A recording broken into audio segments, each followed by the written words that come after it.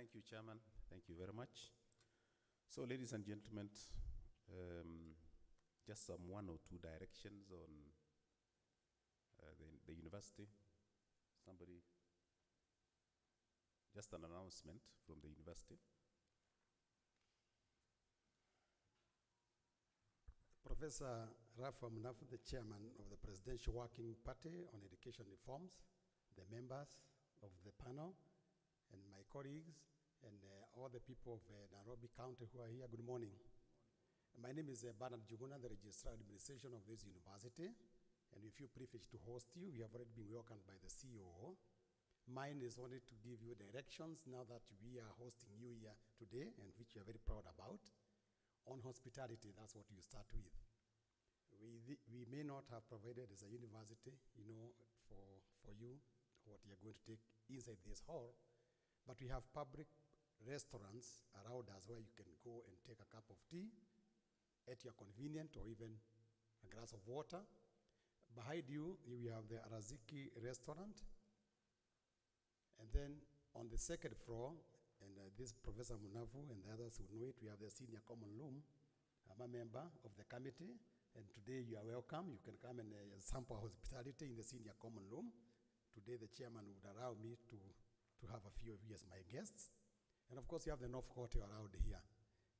However, in the event that you might want to use our conveniences, again, behind this hall, we do have very well kept convenience washrooms. On the ground floor of the main administration block, level 1, 2, 3, up to 4, we also have the same, which you may be able to use. We have provided, Mr. Chairman, a few of our protocol officers, courtesy of a good relationship with this panel. Meron, would you stand up? And the other members who are here, Ogoma, yes, Helen, Sawe, Mr. Kaduka, I'm sure you must have seen you walking around. In the event that you might want any assistance, including this gentleman here, please talk to them. They'll be able to assist you. Security is well taken care of, so feel free and enjoy. This will be a memorable experience. May God bless you. Asante sana. Thank you. Thank you. I think that was very important. Otherwise, ladies and gentlemen, without much ado, we will respect the opinion of everybody. We are not saying this person is right, the other one is wrong. No, just give your opinions the way you think and what you feel can add value to our education sector. All questions, I'm here as the chairman, address it to the chairman. Secondly, let's respect the opinions of others. Maybe our phones, we would request that let's have it on silent mode. Let's try as much as possible to minimize movement so that we really look like an organized group. With those remarks, ladies and gentlemen, we would wish to listen to the youth, the parents, as the chairman has put it.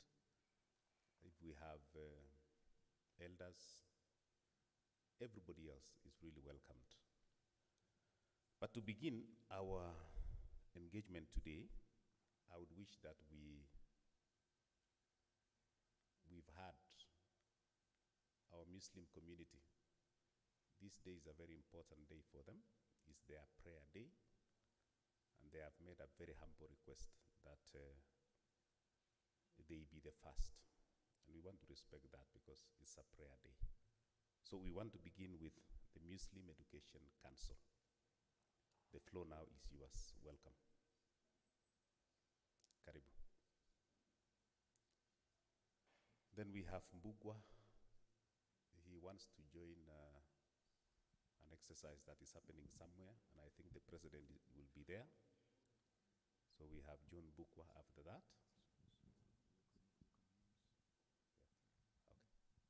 So we will have Mbugwa because of the assignment you have elsewhere. Then from there, we'll go to the youth, students, parents, and so on. And then let's not be in a hurry. You don't need even to buy tea and so on. We have tea for you. We have lunch for you. So you don't have to worry. So just relax and make sure you make your presentation and your inputs today. Welcome, sir. Thank you so much. Good morning, everybody, and Assalamu alaikum. All protocols observed. Chairman, Professor Munavu, and all protocols observed. My name is Sheikh Abdul Latif Sheikh. I'm representing Muslim Education Council, and the chairman, Mr. Muzaffar Khan, will not make it because of unavoidable circumstances, but the team is here. With me is Mr. Said Abdallah, Mr. Muhammad Ibrahim, Madam Fatma Saman, and our technical consultant, Madam Elizabeth Gitau. Muslim Education Council is a consortium of Muslim organizations which are concerned with educational issue. It links the government and the Muslim community.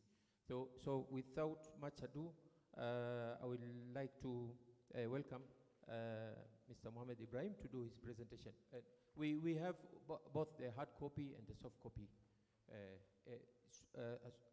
Some few remarks from Mr. Said Abdallah, and then we'll do the presentation. Thank you so much. Thank you, Chairman. All protocols observed. My name is Said Abdallah, a member of Muslim Education Council and a former member of the CEB Nairobi.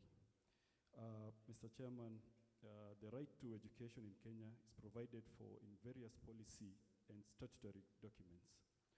The Constitution of Kenya, Chapter 4, states that education is a right to every citizen. In recognition of this fundamental right enshrined in our Constitution, I would like to flash out 4 key issues that run across our memorandum. And then with your permission, I will give the floor to Mwalimu Mohammed and Sister Fatma to just give a little bit more details. The 4 issues really are: one, that we have flashed out, we have picked creation of education programs. In pursuit of the SDG 4 Sustainable Development Goals set out in the session paper number 1 of 2019 on policy framework for reforming education and training for sustainable development, the ministry must improve mechanism for effective coordination and accountability at national and county levels. A robust, coordinated approach will ensure synergy among various stakeholders, efficient use of resources, eliminate duplication, and mobilize the much-needed resources for the sector. The need for such mechanism is felt now more than ever before due to the complexity and the seemingly increasing challenges faced by the community by the community at the county, national, and global levels. We therefore cannot afford to waste the scarce resources that come our way. We urge the Ministry of Education to cascade the National Education Sector Support Program coordination structure down to the county level. This is one of our fundamental proposals.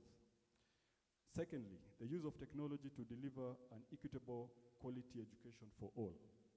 Through technology, most challenges such as human resource shortages, insecurity in certain parts of the country, time lapses, and investment in other logistics can be bypassed. Using technology would allow lessons to take place in real time in some remote places. Learning outcomes would be improved a great deal in those places, among other beneficiaries. Technology also comes with its challenges, Mr. Chairman. We all know the problems of the internet, our children going into sites that are really not good, pornography, cyberbullying, even radicalization within the using technology and internet. So all those things really need to be looked at. Thirdly, we flushed out the issue of ensuring quality, equity, and inclusion.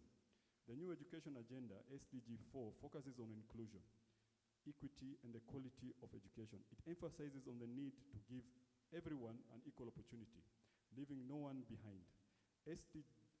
Sustainable Development Goal 4 urges governments to finish the unfinished agenda of the previous MDGs. Inclusive education for all would be ensured by designing and implementing transformative public policies that would respond to learners' diverse needs.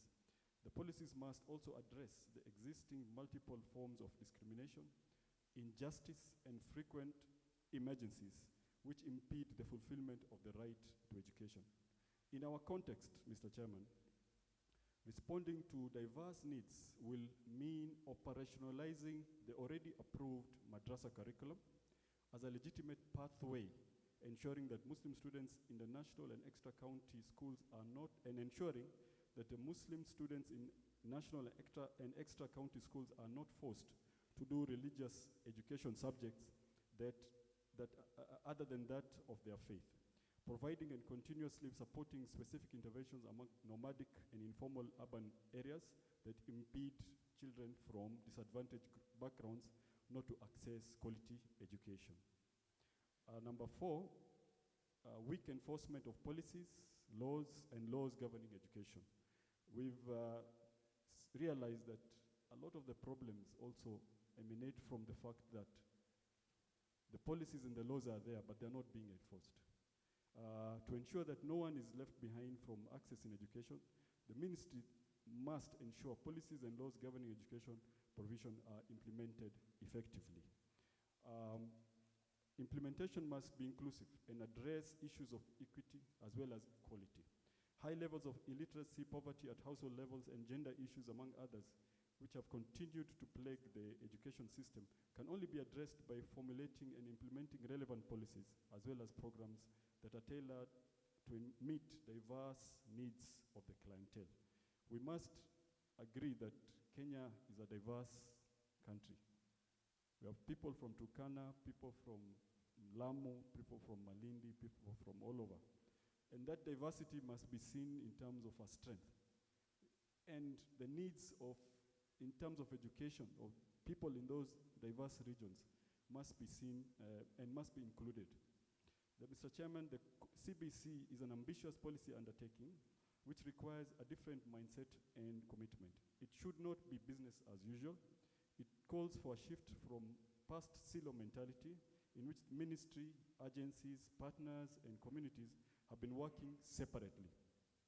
Effective implementation of CBC calls for synergy and concerted efforts to ensure achievement of sustainable results as well as the realization of the right to education for all. Mr. Chairman, those are the summary really of the memorandum, but I would, with your permission, I want to give Mwalimu Mohamed Ibrahim, one of our senior members, just to flash in a few issues of what we have raised. Mwalimu, karibu. Thank you, Chairman, all protocol observed. Our memorandum is already summarized because we have decided to tease out the areas of the TORs, and then we looked at the second column has issues and challenges around the issues that we have, the area we have looked at, and then we have a proposed solution. So it is a very clear, straightforward memorandum. And because of that, because of time also, I'll try to not to read everything that is already in summary form. Now, the first area, education sector governance and management, the challenges that we have noted is duplication of roles, conflict of roles between MOE and the Teacher Service Commission at the school level, no clear accountability mechanism between school managers and MOE, because you remember with the Teacher Service Commission becoming a commission and the head teachers wearing two hats. We have the managers of the schools, and those functions are with the cabinet secretary, and then they are also in charge of human resource, and human resource is a function of the Teacher Service Commission. How do you ensure that the head teachers are properly accountable to the Ministry of Education, other than the appointing authority? And that is a big issue. Coordination of education services at the county level is not also harmonized. Long and rigid process also of registering education institution is the areas that we have actually noted in the governance and management section. We have proposed a solution to this Actually, one of the duplication of roles we have teased out has already been addressed by this regime, because we noted that the directorate, the State Department of Early Learning and Basic Education had two principal secretaries. At no time should a State Department have two secretaries, because that is creating two centers of power. And now we have only one. So this regime has actually addressed that, because we didn't know the other PS what he was actually in charge of, because already we had a PS earlier. Then we said in the issues of the roles of the conflict of roles between MOE and TSE at the school level, we suggested that the head teachers and principals of the schools should be appointed agents of CS. Even, we don't want to suggest how, but even if the appointment letter of the TSE is very clear, saying that you are also agents of the cabinet secretary with the following functions, that one will solve. Because if the quality assurance office will go to a school and find anomalies and recommend maybe the removal or the head teacher for embezzling funds, then the ministry can withdraw that agency. And once the ministry withdraws, the TSE will have no option other than also removing. And this is the practice before, when the so-called district education officers were actually agents of the Teacher Service Commission. And once the TSE removes the agency from the district education officers, the ministry used to remove such a district education office. So that is collaboration and cooperation that is actually stated very clearly in our constitution, which we would want it to be brought here so that we don't have this fighting over these roles. We also suggested that education at the county level should be coordinated by one director appointed by the cabinet secretary. One director. The State Department of Early Learning and Basic Education can have a deputy director of education in charge. The Teacher Service Commission can also have a deputy director in charge, but both will be having their functions. Their functions are intact. We have no problem with the functions, but they have to be coordinated by one director appointed by the cabinet secretary. And that will harmonize these, the education services. Then in terms of registration, we suggested that the ministry can review land acreage in urban areas for registration of learning. And we also said validation of schools by the Ministry of Education after CEB has approved the registration of the schools is unnecessary. Because the purpose of decentralizing this service was actually to ensure that the registration of the schools is faster and closer to the people. But now, if you have trusted the CEB to carry out that function, let the registration of the schools end at that level.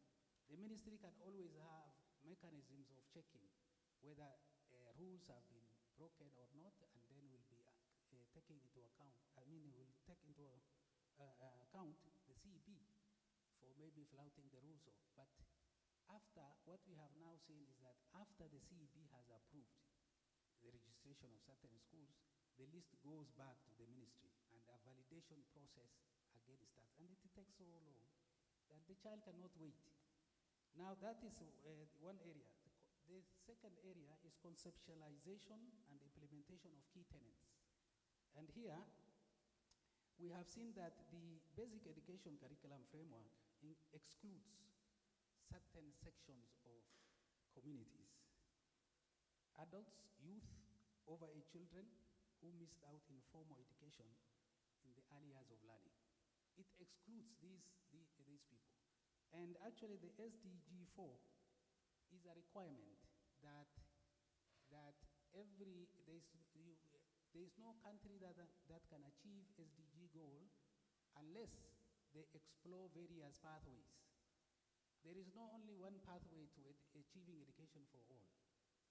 You have to explore, we have to explore other pathways like non-formal, informal channels and so forth. So accelerated education, we said that explicit recognition of alternative education pathways and accelerated education showing points of entry and re-entry into the formal education system must be established by the ministry. Design and implement a tailor-made program for the clientele. You know, these people, or these children, adults, working children, children can also work. In some countries, children also work, so long as the work they do is commensurate to the age, it is not degrading, dehumanizing, and it does not prevent them from going to school. Then we also have mobile communities. The kind of intervention that we have cannot fit all these people.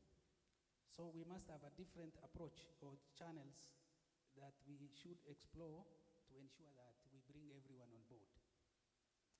Then we also looked at equitable access to education for marginalized regions and groups. When we are talking of marginalized regions and groups, we are talking of two main groups here. We are talking of the pastoralist communities that occupy 75% of the landmass in Kenya, and we are also talking about the urban informal settlements, children who are living in the urban informal settlements. And here, when you look at these areas, there is limited infrastructure and services. If you look at the ASAL, arid regions, for instance, this displaced population is scattered across large areas. They are mobile population for whom mobility is a response to the environment. Then there is a rigid, there is always, these areas are subject to climatic impacts. And always there is an emergency. So what is the implication for this? It requires for incentive to attract civil servants, potential for technology, and also innovation in service delivery. So these areas must be targeted differently. So we have, for instance, boarding schools that have collapsed in these areas. We have got a feeding program, school feeding program that has collapsed. So the other area was a framework for physical infrastructure development and coordination of public-private partnership. We noted that there is uncoordinated and fragmented networking among different actors in education, lack of a framework to coordinate implementation of education programs at the county levels, the counties. We don't have NESEP at the county level. That is why in the speech read on behalf of the chairman, they talked of decentralizing NESEP to the county level. The lack of uniform infrastructure and facility standards. If you walk into a school, for instance, the classrooms, because there are different people who come to build the classrooms, there are no standards. Classrooms look different. So we said that we need to cascade solutions for this, cascade NESEP coordination structures to the county level to ensure maximum returns on investment. And then we also suggested that all investors in education, if they have something for education, they must be given a letter from the national headquarters of Ministry of Education to that county to go and do whatever they want to assist. Otherwise, there are so many actors, like in the urban informal settlements. I happen to work in this Nairobi area. There are so many of them, and some of which you don't know what they are actually doing.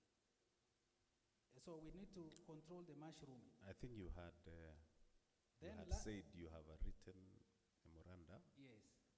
And you are supposed to just highlight. Okay. So I'm happy you are saying the last one. Yeah, the last one is on quality assurance and standards. The framework for quality assurance and standards is good, but then quality assurance is not facilitated to ensure that they are able to give that service to every part of this country in terms of money, budgetary allocation, in terms of personnel and logistics. They are not facilitated. And actually that is the engine of the Ministry of Education. So we would want quality assurance to to be given the necessary support that they require. So thank you very much. Thank you. Thank you very much. And I pass on to Madam Fatma. Very impressive proposals. It's not only pointing out issues that that we are facing in our education sector, but they have also gone ahead to, give proposals on the way forward. I think that is what we are actually looking for. Are you still talking again about the same memoranda? Because yes, but different portion on two major issues that affect two major issues. Yes. Just make an highlight because I will. Yeah. Thank Just you very highlights. much, Mr. Chairman. Yeah. The chairman of the committee, all protocols observed. As usual, pressure of time sometimes does not do you justice. An educator of standing about 35 years, teaching in primary and secondary schools, and having been a principal for over 20 years. Currently, I'm a member of the Nairobi County Education Board, and I do sit as a member of the Muslim Education Council. Mr. Chairman, I would wish to point out the proposals we've made under teacher education, training, and deployment. Having noted the gaps that exist in this area, we have made proposals that actually indicate we need to have a comprehensive teacher policy in the country. This was envisioned previously in the National Education Strategic Plan of 2013-2018. However, it has not been operationalized. So the country requires a comprehensive teacher policy that actually provides direction on teacher training, deployment, management, and everything that comes under teacher welfare. We have seen the CBC is a very good curriculum and well-intended. And a lot of time and resources have been used to come up with this beautiful and transformative curriculum. However, today, what is at display to the public is the lack of the teacher competency. And that's why we are where we are today. So we actually need to give a lot of emphasis on how our teachers will be recruited, how the training needs to be sustained. Currently, our teacher training is predominantly pre-service. We need to have a system where our teachers are consistently trained. Education trends keep on changing from time to time.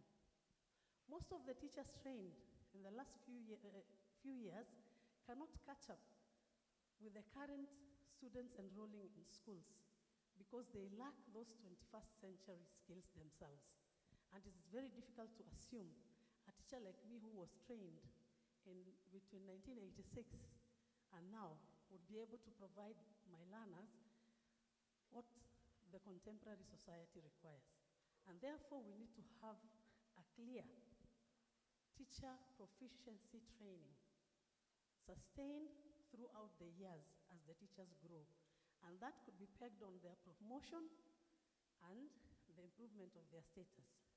The distribution of teachers, which is quite uneven, is a resultant of the Teacher Service Commission policy on teacher recruitment, whereby the teacher capacity, the teacher shortage is communicated from the school level.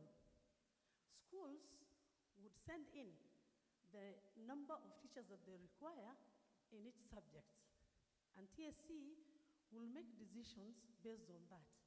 At times, there are subjects that will not look like they require more teachers, especially the Islamic religious education. While a school is lacking a chemistry and a biology teacher, TSC would find it a lot important to provide a teacher for the core subjects and ignore subjects that are seen to be irrelevant. And therefore, because of that, we have over 250 Islamic religious education teachers who are qualified and registered by TSC but have not been absorbed in the system for the last few years. So there needs to be a general overview of how the teacher distribution is reached out to. Then, a targeted affirmative action. If we are to recruit teachers at the level of the counties, remember in this country, there are counties that are disadvantaged. And the young people who come out of the high schools cannot make it through to the benchmark that is required for teacher recruitment. And therefore, there needs an affirmative action to ensure that these regions are not left out. The issue of teacher security is very important. Deploying teachers is associated with their welfare, and the two cannot be divorced. While it's important to safeguard the welfare of our teachers and their safety, we are asking, who is also responsible of the security of the community and the people who live in a certain area? And why would security be an issue that would deprive of more than 10,000 Kenyan students from learning? And also, in terms of structure, why would one individual, in the name of a CEO of TSC, have so much power to call back over 1,000 teachers from the entire northern region to put down their tools and deny those children from learning, instead of coming up with mitigating factors and having a more corporate approach towards addressing the issue of security hand in hand with not depriving of learners their teachers and their learning processes. So we need to understand why such institutions have to have some level of accountability in such that an individual doesn't make a devastating decision that affects the future of this country. I'll explain this more in the final bullet on the madrasa system as an alternative basic education, system. I would say that the purpose of us coming up with the madrasa curriculum was to ensure that the Muslim children get access to an alternative and accelerated basic education program that assists them to transit to the better levels of learning and at the same time be able to attain the mandatory requirement of a Muslim child to get Islamic education.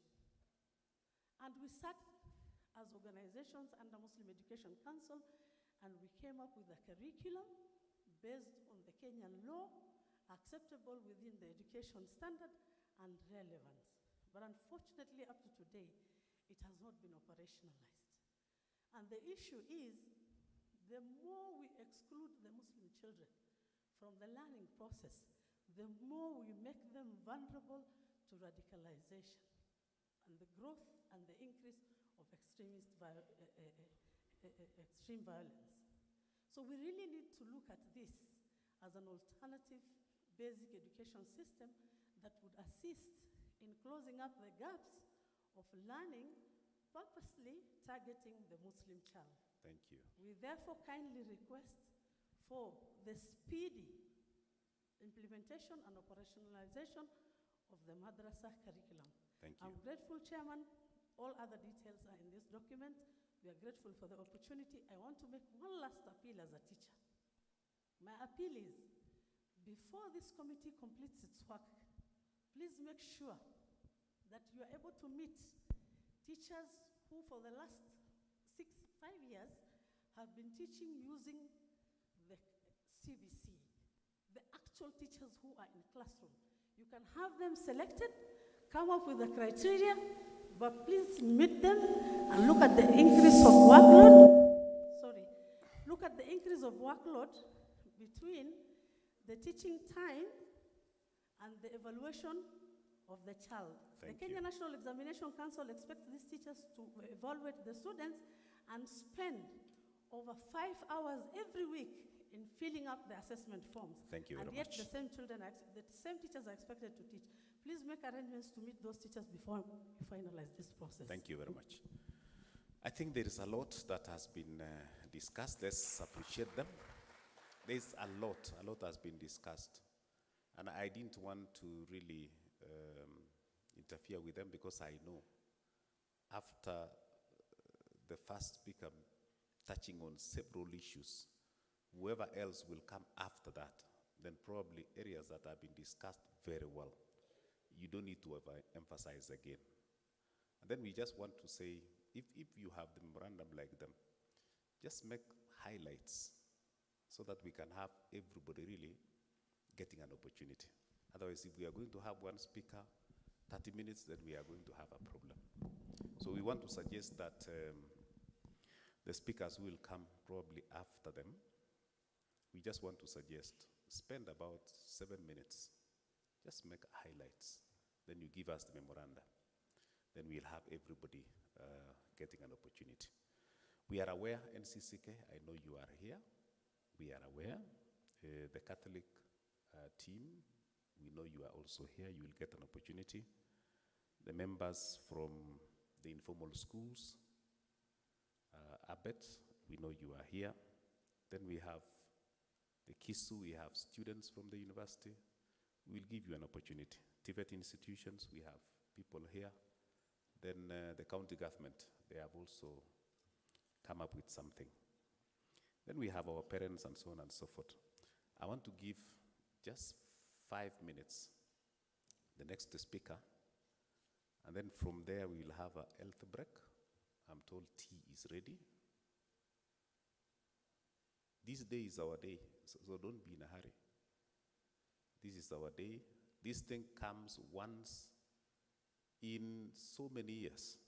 If you look at the number of working parties that we have had in our country since independence, they're just about only 2. So really, let's give our time to this process. It is important, so let's not be so much in a hurry. Bugwa, because of the assignment, otherwise I would not have given you. Bugwa, and I want to suggest that I'm told the Fourth State is having a lot of problems when you are there. If you can do your presentation here, it would be good for them. So Banambugwa, very briefly, 5 minutes. Welcome, sir.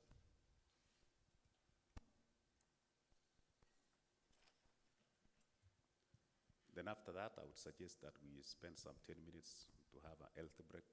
Then we come back, and I want a parent to prepare. Then we'll have a student. Then we'll have Chesang from the university. Then we'll go to NCCK. Welcome. Thank you so much, Chair. All protocols observed.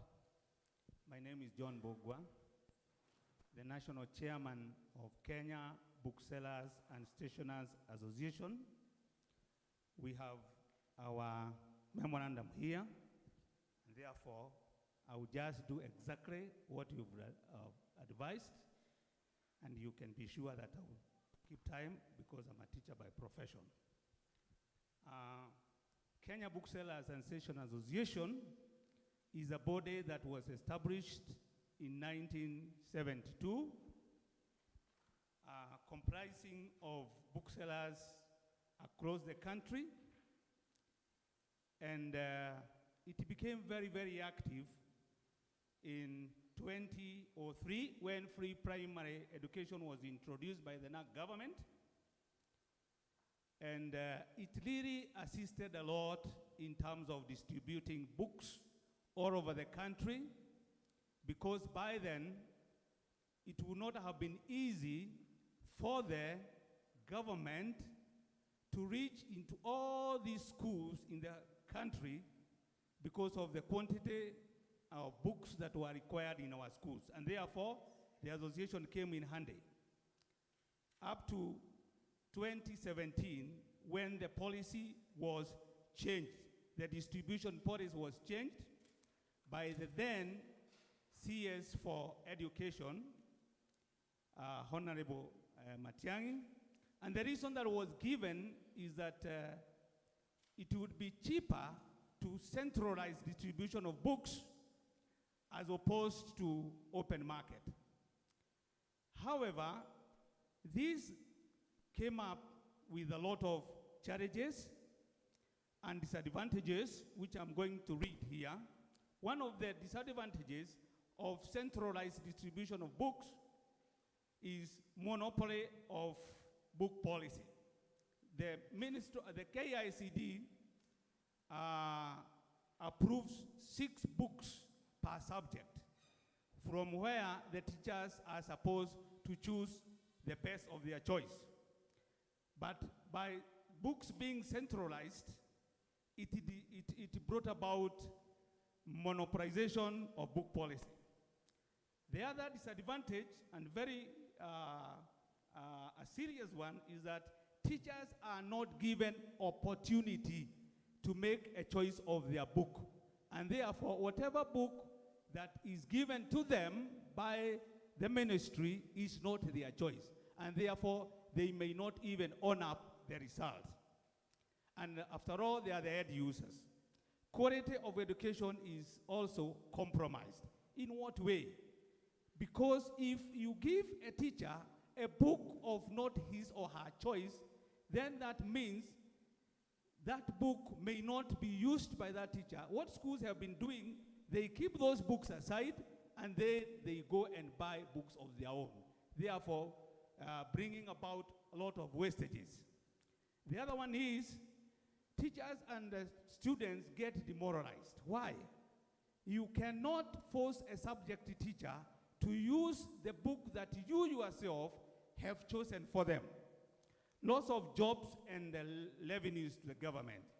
When this policy was introduced, the many bookshops that were opened across the country were all closed and left with only a few. The government also lost a lot of revenue in terms of taxes that were being paid by the booksellers. The other thing is wastage and dumping of those books. Sir, I would invite you to visit any of the schools around here, and you will find those books are not used by schools.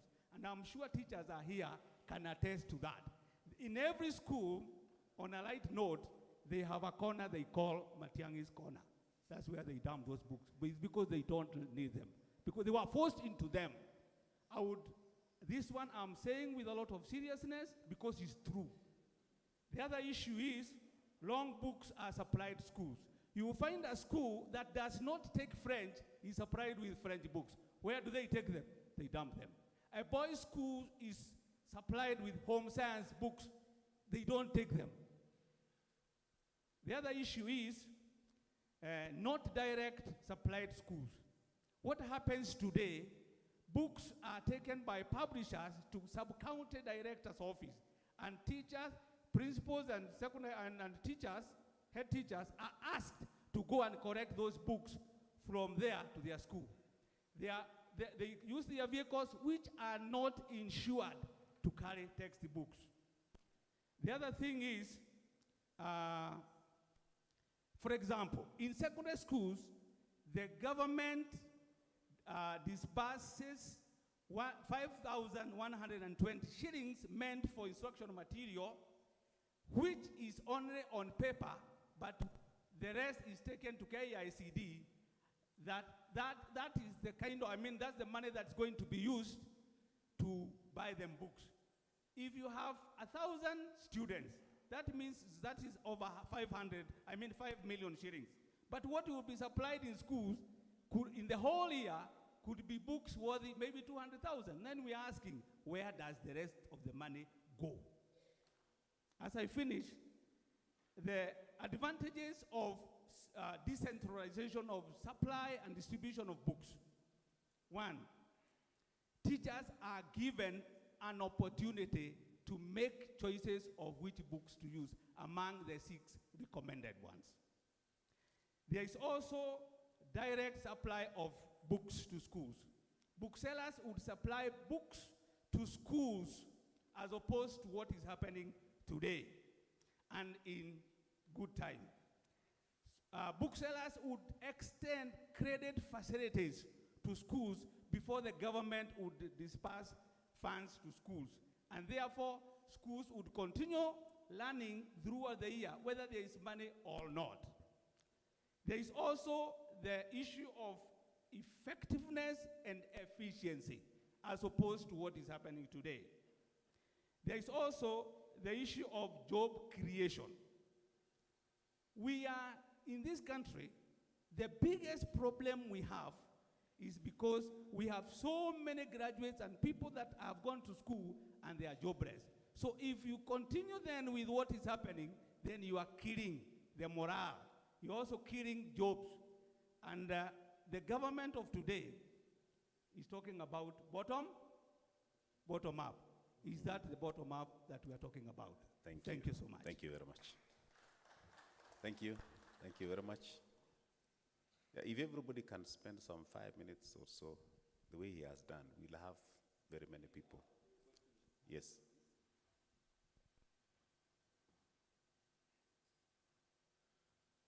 So thank you very much. Let's have a parent, and then Chesang, be ready. I'm told we'll go for tea at 10, so we still have some few minutes. A parent. I know all of us are parents, so let's go to Chesang then. If we don't have a parent, Chesang, maybe some 5-7 minutes, we'll appreciate. We recognize the presence of the Faculty of Education, Nairobi University. We'll give you an opportunity. We have seen our unions, NAT, we recognize your presence. WASU, we also know you are here.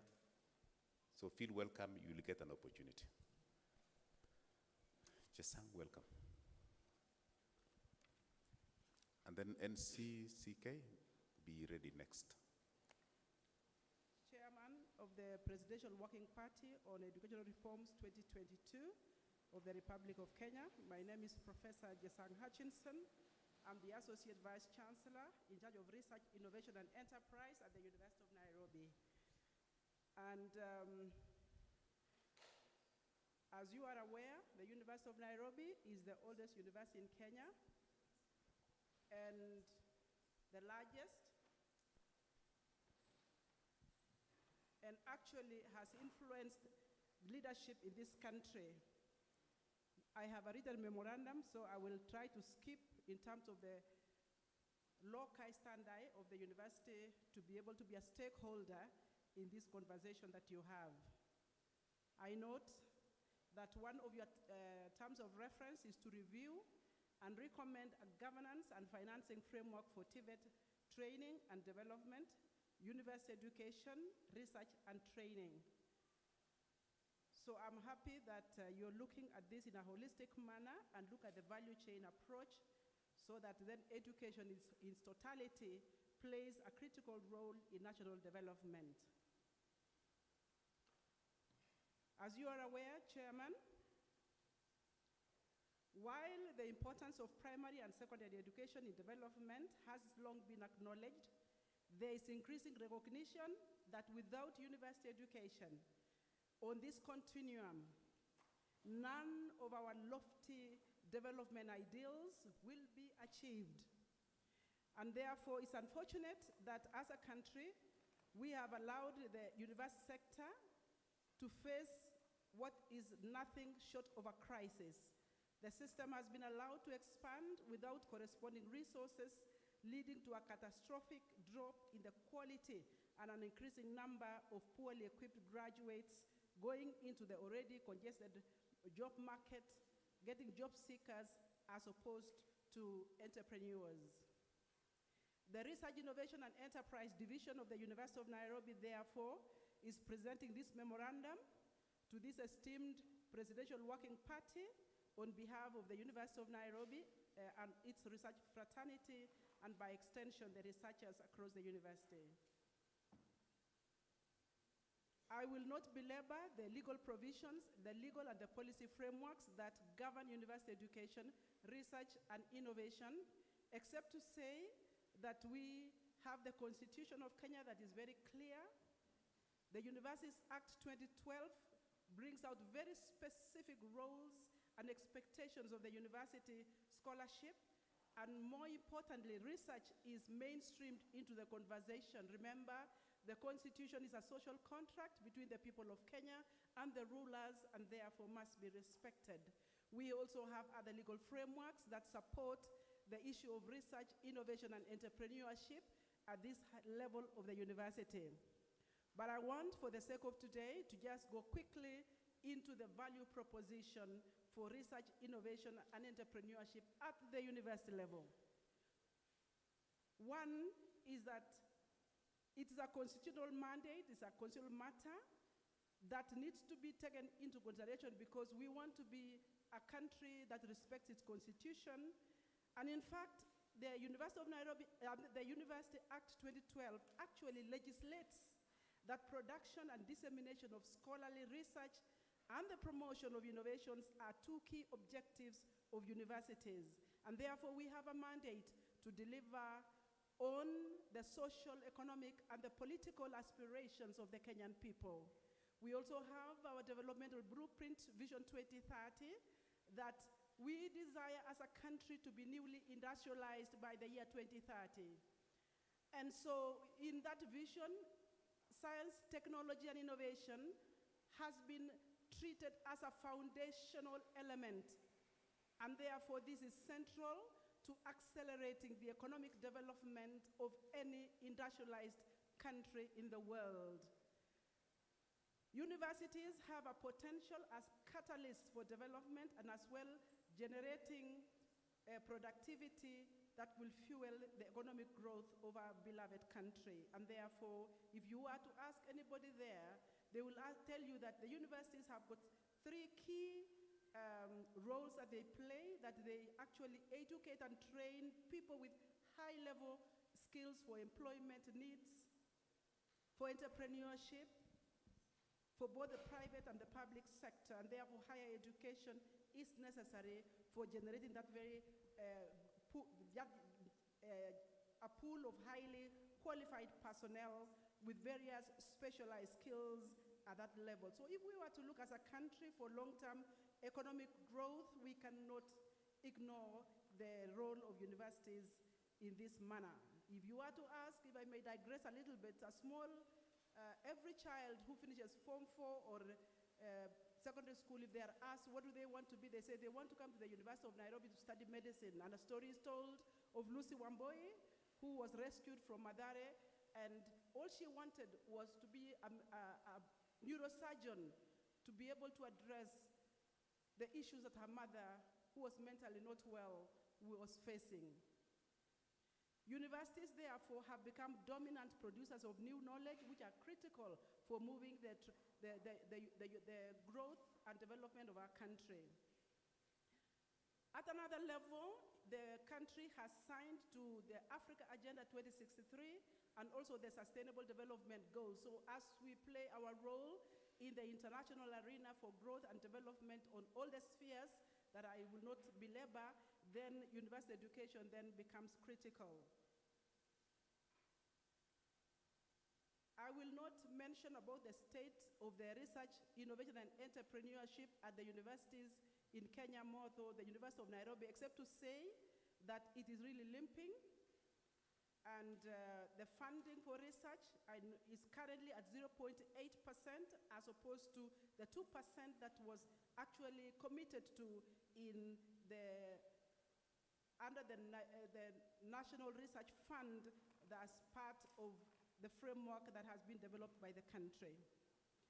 And therefore, Mr. Chairman, just to quickly then go into the 11 recommendations that we have, that one, the government of Kenya should consider establishing and implementing a clear research and innovation framework for Kenya, to which all resources, both internal and external, shall be channeled and all stakeholders aligned.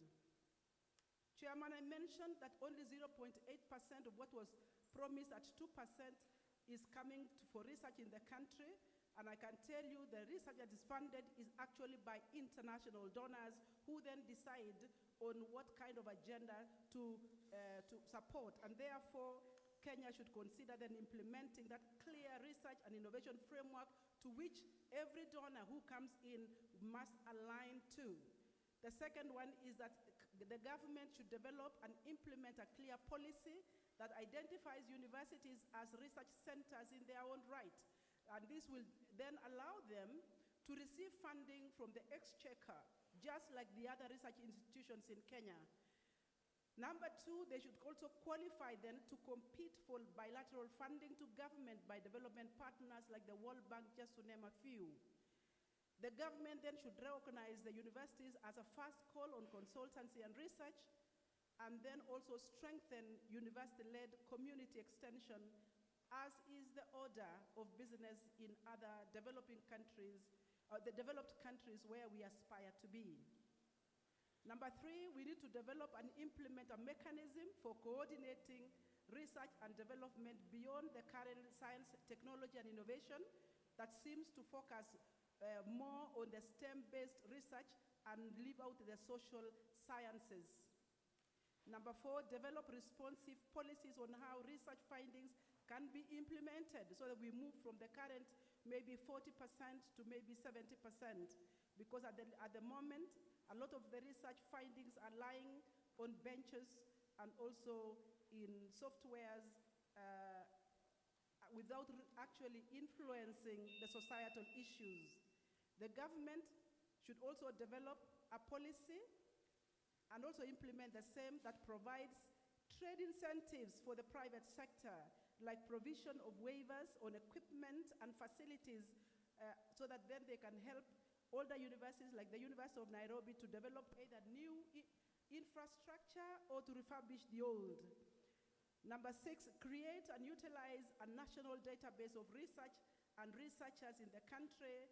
And then I wanted to actually say that the government should also profile and recognize high-performing researchers during National Heroes and Heroines Day, because there are many researchers who have contributed to how the country is, whether it is within the agriculture space, whether it is in the health sciences.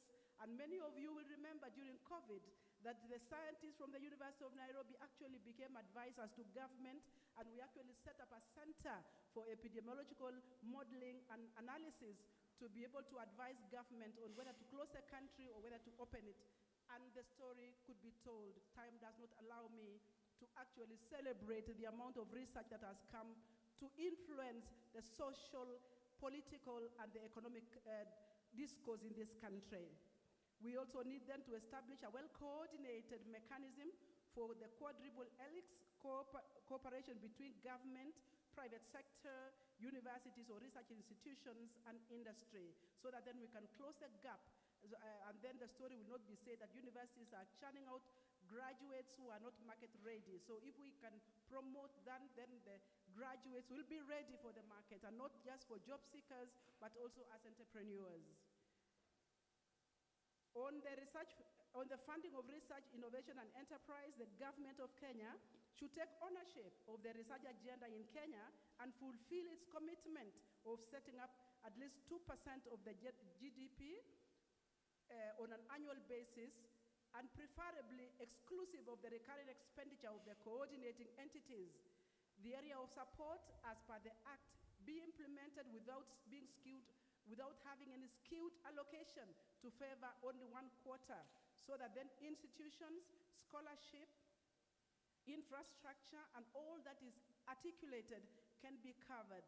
Because currently, as we speak, the DUC formula that we have only looks at the undergraduate students. The people who do research, who transform the conversations in this country, are postgraduate students, and there's no funding mechanism for them. So while we have the 2%, we think that we should ring-fence support for postgraduate students who then conduct research so that our country can be different. I hope that is the last one, Professor. Yes, and yes, I think it's the last one, that we should ring-fence, last but not least, ring-fence support for incubation and commercialization of promising innovations from research efforts, and fast-track uptake by giving incentives to private sector partners. That was the last one. And just to say, as I close, that what we expect out of this, that we are going to have highly skilled manpower to man both the public and the private sector. We have a pool of high-level strategic thinkers for global discourse on the matter of society. We are going to look at strengthening the private sector-driven economy, accelerate the progress towards achieving Vision 2030, Africa Agenda 2063, and the Sustainable Development Goals. We are going to have a shift. Thank you very much. Asante sana. Let's And- appreciate her, Okay. please. Let's appreciate her. Karanja, that memoranda, it has very serious proposals.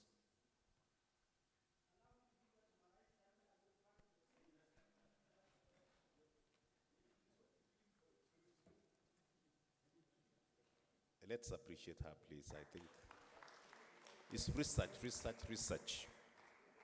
Research really is what will make the difference in our universities. So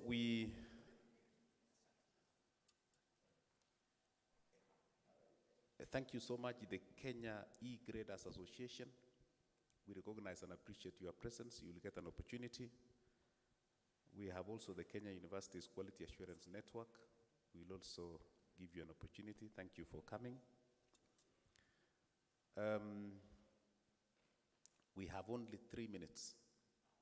So the parent, if you can highlight 1, 2, 3 of your memoranda, we will appreciate in 3 minutes' time. Then we'll go for health break. The parent, exactly 3 minutes. Then immediately we come back, NCCK. Then we have a student. Then we Chairman, continue from there. Professor Munavu, Just 3 minutes, sir. all protocols observed.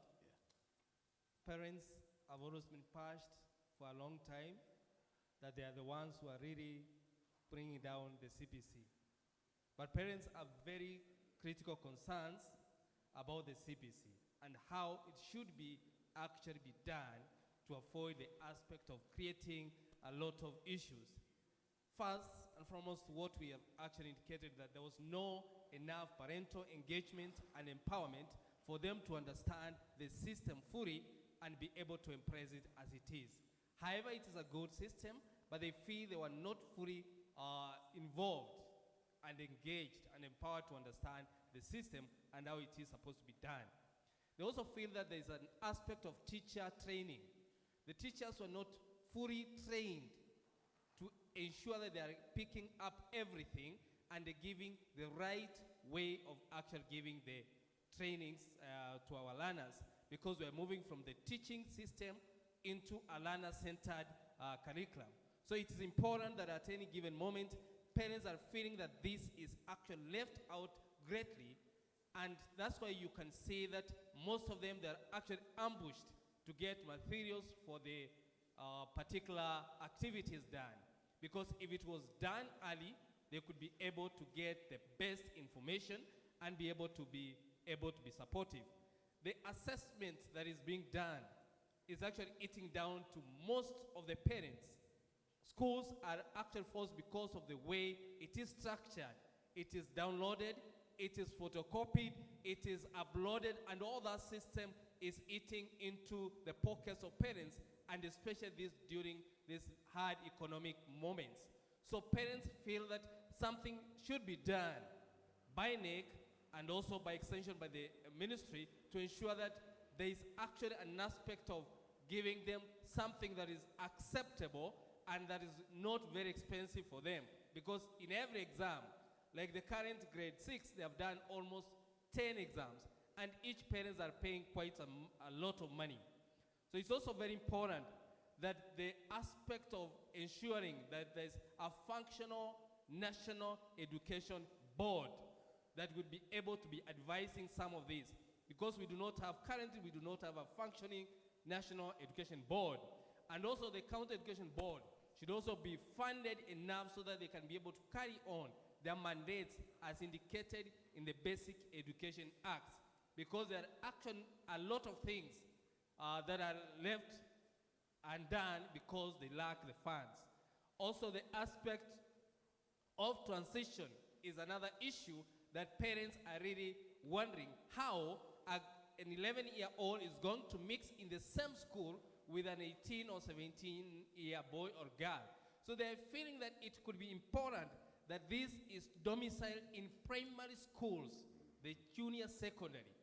and secondary schools should be left as senior secondary, as senior schools, only so that they can be able to have their kids within and be able to be involved in their continuous progress in education. So it's also important that we need to have a continuous evaluation and monitoring and evaluation tool that is common everywhere. Not that when you go to one school, it has one, you go to the other one, it has to be a common tool that is used countrywide and is easy to be understood and be interpreted. Even the parents can be able to get the feedback of what is happening. Because we have a written memorandum. You still have 1 minute, sir. I think that is also a very important issue on infrastructure, where we require private-public partnership policy that should be clearly indicated, spelled out, not something that is actually going to be, it should be given so that even the bursaries, those who are from disadvantaged families, how are they going to get some funding so that they can continue with their secondary education? Because most of our boys and girls are out there because they cannot able to afford very expensive education that is in Kenya. So it's also very important that capitation in schools should also be looked into to be increased. Like primary schools, they're only giving 1,000. And much of the CPC work is now being done at the primary level. So please, we request that the government should think about increasing the capitation, not only increasing, but also release it on time.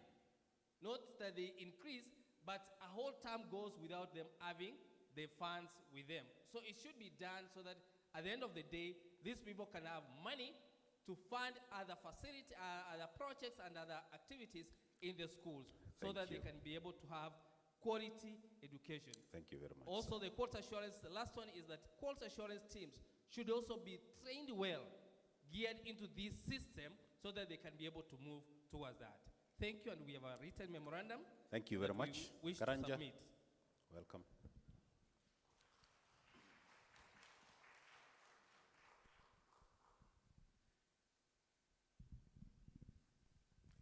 So thank you very much, our parent. I want to appreciate the presence of Kenyatta University. Through Professor Samson Ndiki, you will get an opportunity.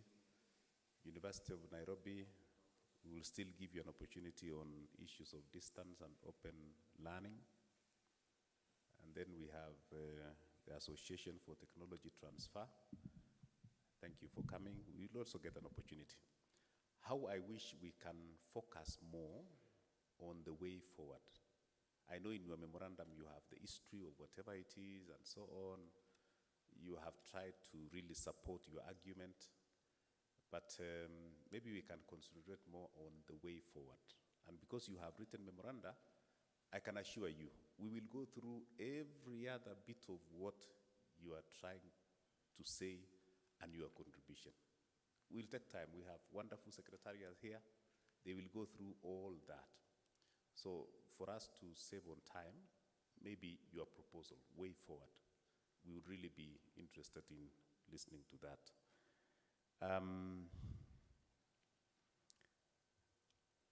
So NCCK, be ready immediately after we get a cup of tea. And then we have the member from the informal. After NCCK, we have a student, and then we have a member from the informal schools, the ABET.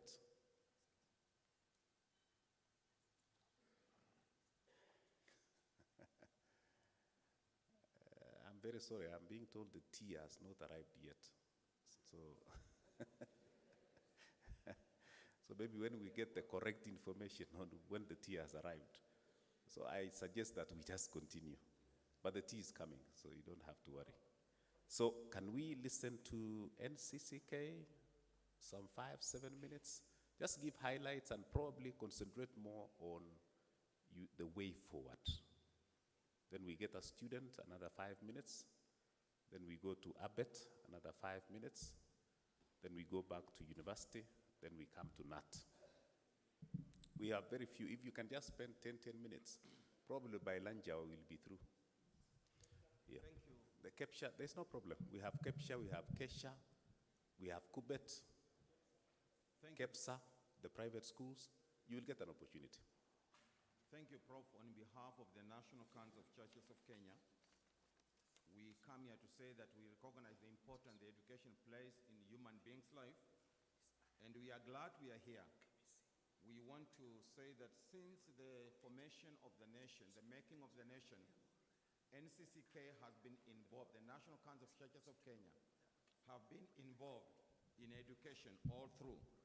Actually, 69% of basic education schools in this country was started by NCCK and owned by the church. Later, the government took over. And so all of us, we owe our education to the churches. I don't know about others, but I know me and Professor Kiama, we owe the education we have to the churches, for they founded and we are there all through. So we thank God for that. And so what happens? We have a number of recommendations. We have a document, but I want to summarize quickly so that I don't spend much time. I know we started on, we have talked about the issue of secondary school transition from 6 to 7. We have said that there are no clear guidelines on selection criteria. We have talked about it. We propose, we recommend that junior secondary school should be domiciled in the current primary school and have a wing called junior secondary school. We can't waste much time there because we have recommendation. Not only that, teacher training, it has been talked about. We also recommend teacher training should be offered only by accredited teacher training colleges and the education department in the universities and secondary school.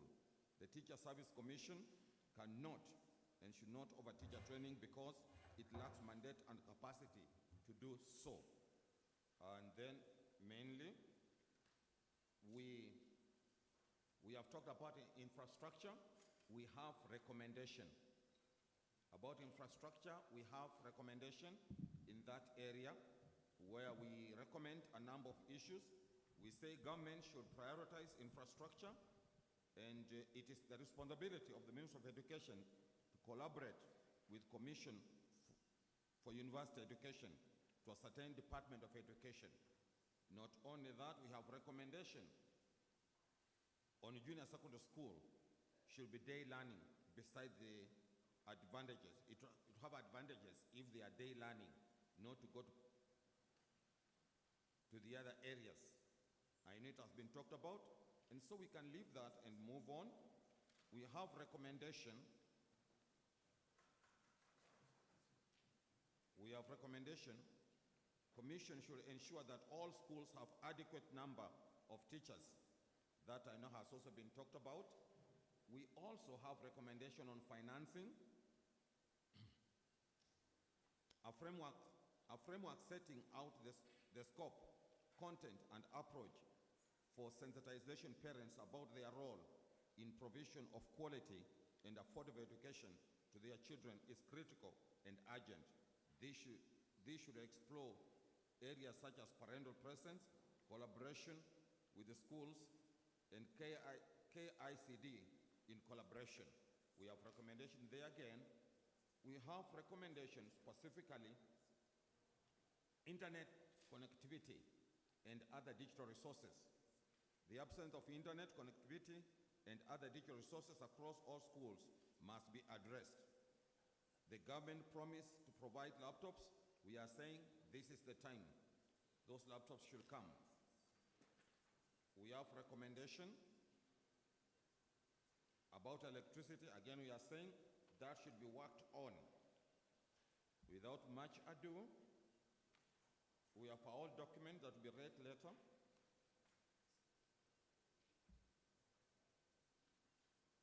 On Tvet, we have recommendation on Tvet, what to do with that. Satellite campuses, we have recommendation on that. Some people have talked about it.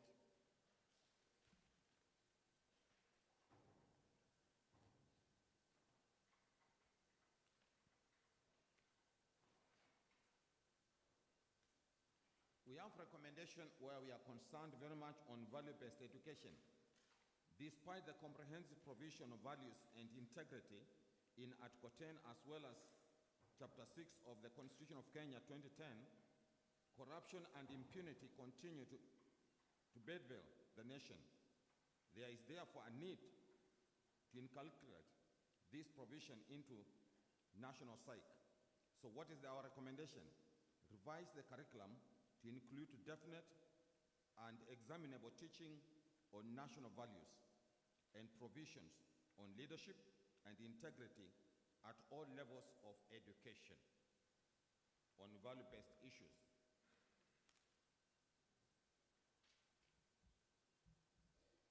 Registration of land, which sponsored schools stand, we recommend that the 2018 Presidential Directive be implemented in full and the title deeds for all sponsored schools be issued to the sponsoring churches.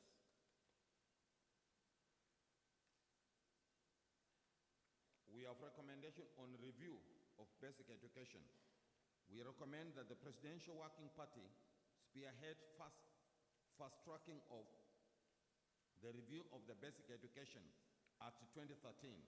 We especially recommend the amendment of the following provisions so that we deal with it. With regard to basic education, Bill 2014, we propose amendments that broadly fail into 6 areas: definition and the role of the sponsor, establishment of a semi-autonomous government agency, composition of schools, boards of management, membership of county education boards, transfer of property, assets, and liabilities. This, we say that to be very, very important to be worked on. Chair, since I have all the information here, I can only conclude and say that in conclusion, we urge you to consider that the character of the nation is shaped by the mindset of the individual citizens. For this reason, the education system and content are critical elements in the formation of individuals and therefore should be handled with utmost care. May we all be guided by wisdom of Philippians 4:8. At the end, whatever is lovely, whatever is admirable, we think about those things. On our part, we assure you of our prayers and support. On behalf of the churches of Kenya in the region, those are our recommendations. We have it here. I'll present, and then we'll deal with it later. Thank you, Chair.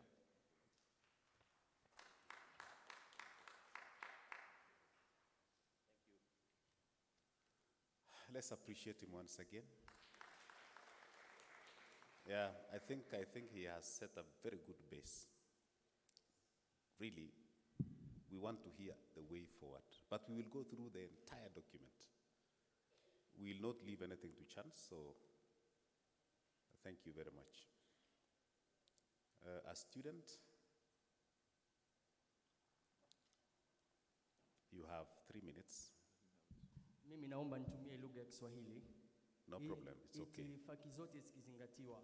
Jambo langu la kwanza ni nafasi ya lugha ya Kiswahili katika sekta yetu ya elimu.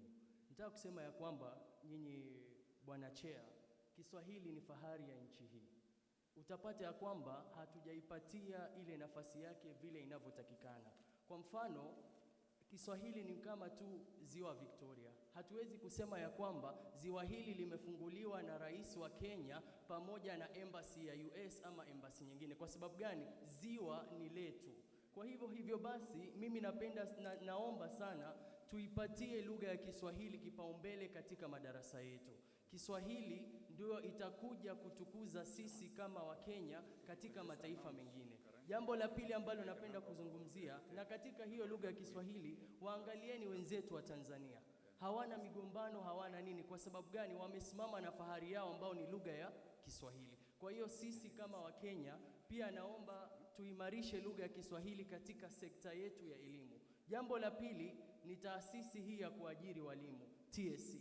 Unapata ya kwamba wameweka vigezo kwetu sisi wanafunzi. Mwanafunzi anataka kusomea somo la Kiswahili, mfano na somo la Kiarabu, ama yale masomo ambayo hayataki masomo mengine. Somo la Kiswahili, mwalimu wa Kiswahili hataki somo la chemistry. lakini umemwekea kikwazo kwamba lazima chemistry apate C+ ndo asomee ualimu wa somo la Kiswahili. Kwa hiyo vigezo kama hivyo vinanyima wanafunzi wengi nafasi ya kusoma yale masomo ama kufanya zile taaluma wanazotaka.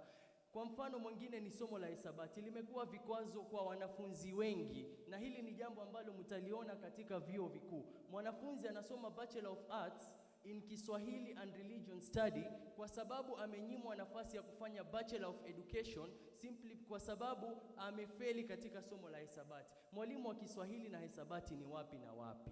Kwa hiyo na jambo la tatu la mwisho ni masuala ya elimu. Tukiangalia dini ya Kiislamu, shule nyingi za serikali zimewanyima wanafunzi wa Kiislamu nafasi ya kutekeleza swala zao, zile swala 5. Kwa namna gani? Tunaielewa dini ya Kiislamu.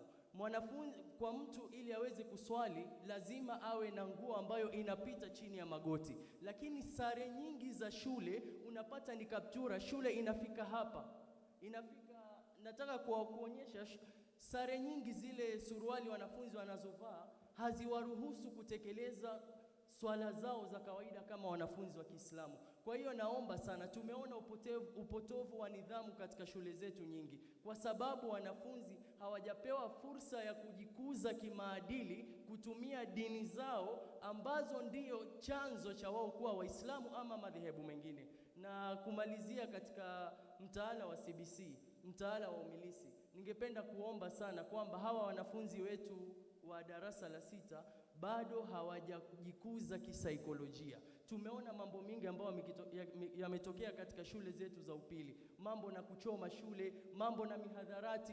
Mimi mwenyewe nimekuwa mwanafunzi, nimekuwa kiranja mkuu katika shule moja Nyanza katika masuala ya bweni, na najua maovu yanayotokea katika shule za bweni, haswa shule zetu za kiserikali. Kwa hiyo ukichukua mwanafunzi wa miaka 7 ama 9 ukimpeleka katika sekondari, unamwambia yule mwanafunzi jambo gani? Kwa haya machache, asanteni sana. Thank you very much. Student leader, Nairobi University. You can just spend about just some 3 minutes or so. We will appreciate. Just go to the way forward. All protocols observed, ladies and gentlemen, good morning. My name is Melvin Dogo. I'm the President, University of Nairobi Students Association, and I have the blessing of all public university student leaders to present to you our recommendations. The first one is cap financing of university students to a given number based on merit and offer them scholarships. Those who do not make the cut should seek private entry. This, I think, we know what has happened in the last 4 years is that we reduced the minimum entry to the universities to like C+, but now it also gives us so many questions because again, the integrity of higher education starts with the proper threshold of admission. When you cut it, you deny students who actually deserve that scholarship to these universities. There has to be reward and incentives for hard work. Direct public finances to public institutions and not private entities meant for profit. I do not know who came up with the idea of financing students who go to private universities, but first, you know that these institutions' school fees are very expensive. So when you direct public finances to those institutions, you deny the students who actually deserve. The second thing is that these institutions are not subjected to government audit, and so we actually do not know where that money goes. We wouldn't tell whether it paid school fees or whether it did other businesses. Revise student leadership in universities to have their leaders elected through universal suffrage and abolish the electoral college system. I was elected through the electoral college system, and I honestly do recommend that we go back to the universal suffrage, give back the influence of student leadership to the students. I don't think we are trying to curb any or to raise people in such a manner that we have to we have to zero graze how they're going to do their work. In 2016, that bill that was tabled before Parliament and subsequently assented to by the President, it altered the structure of how we do our leadership. And we moved from electing student council through universal suffrage to the delegate system. Now, while you think that this would actually would now curb what student leadership is supposed to be, or control how we behave, I don't think you're actually doing it right. Because if you don't change how society is working, especially how we elect our national leaders, and here you're trying to control that, then we're actually raising very different people. You're breeding very different quality people. Entrench an affirmative action plan for minority and marginalized community groups coming into the university community as students. Our history as a country has not yet shown to a level playing field for all cultures, especially in education. To this far, we have fought and empowered girls to get education, and today our universities are booming with girls. Take for instance, in my class, at the Faculty of Law, we admit about 180 students to first year. Out of this, the number of girls is sometimes slightly higher than that of boys, and sometimes even equal. However, these girls and the students in general are from communities, or rather background that you'd consider to be privileged. There are children or students from minority groups that do not get to have these opportunities. For obvious reasons, that schools in those communities do not record good performances to get them to the best universities like University of Nairobi. And this is due to them being in marginalized parts of the country. And it would only be fair for the government to entrench an affirmative action plan to have these students to get more admissions into universities than their applicant pool. To commit to have a certain number of girls in these communities get education for free. To be lenient on their performance during university intake as their learning conditions do not match those of other children. And lastly, to get admitted in the top universities and not the county-based universities. To my... You had said lastly. No, this is second last. Okay, okay. Okay. Streamline help to be responsive by having specific university desks directly linked to individual universities. If you remember, a few months ago, there was a plan communicated by the government to, or rather when they were campaigning, to amalgamate HELB and University Funding Board to bridge the funding gap and double HELB funding. While this may look attractive at face value, this is the easiest way to disenfranchise students of this fund. Amalgamating the fund with funds to the university means the university administration will directly receive money, then disburse them to the students. The university administration will obviously use these funds to pay for their expenditures first before considering the amount disbursed to the students.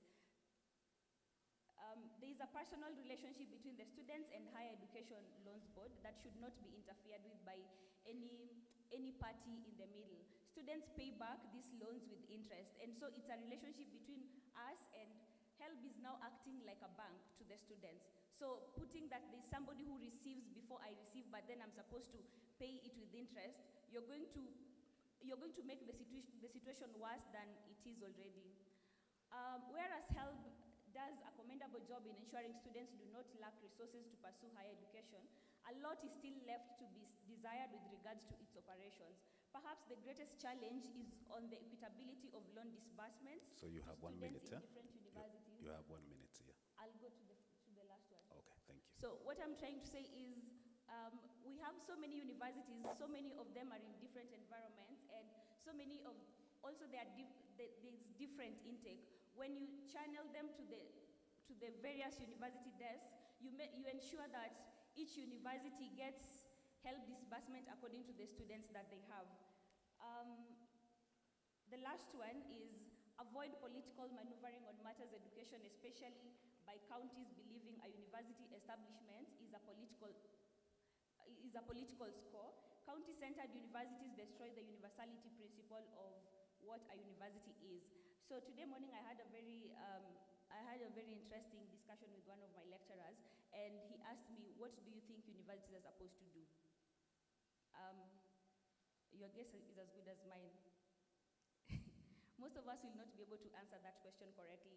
And so it brings us the question of, if you start establishing universities in every counties from Busia to Turkana to Masai Mara, are we really going to empower these universities to do what they're supposed to do? The other day I was approached by somebody who said she's from Alupe University. And I thought, okay, this is a Ghanaian university. To my surprise, that university is actually in Busia County. But now I'm wondering, let's say there's an Alupe Primary in Busia County. You go to Alupe Primary, then you go to Alupe Girls, and you end up at Alupe University. Then you come back to Alupe Primary to teach. Do you think you actually bring any new values or any new ideologies to your community? Because your life is centered around your environment. So I don't think as a developing country we are at that level to start mushrooming universities in all our neighborhoods. Thank you. I would also like to hand this over. Thank you very much. Where's Karanja? I think you need to avail yourself. You can see the leadership in our young people. Keep it up. Very promising. I have only 2 minutes, and if I was to give that to NCCK, I would be very unfair. So, Dr. Mwangi, 2 minutes, then we go for tea. You have only 2 issues. I realize you have only 2 issues here. So if you can highlight one of them in 1 minute, another one 1 minute, then you can allow us to go for tea. NCCK, be ready immediately after tea, and then Abet. The chairperson. Abet, be ready.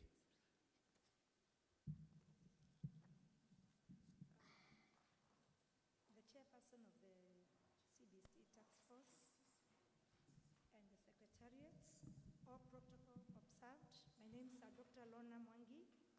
I am a consultant, I am an expert. I work with the Ministry of Education Basic Department. I'm going to be very precise. I'll give the way forward. And the terms of reference from A to D, I'll address them. I've said I'll be very precise. Around the 20th of September, I wrote an integrated response to the request the President of the Republic of Kenya made. I've submitted a precise memorandum to the chairperson, which is going to look at. I said I'll give the way forward, and I'll be very brief. The CBC curriculum is good, but we have to do quite a number of improvements. Number one, the downloading of materials has been expensive to parents. I want to request that any kind of assessment done, let it be assessment that is quality and brief, especially from PP2 or PP3 to grade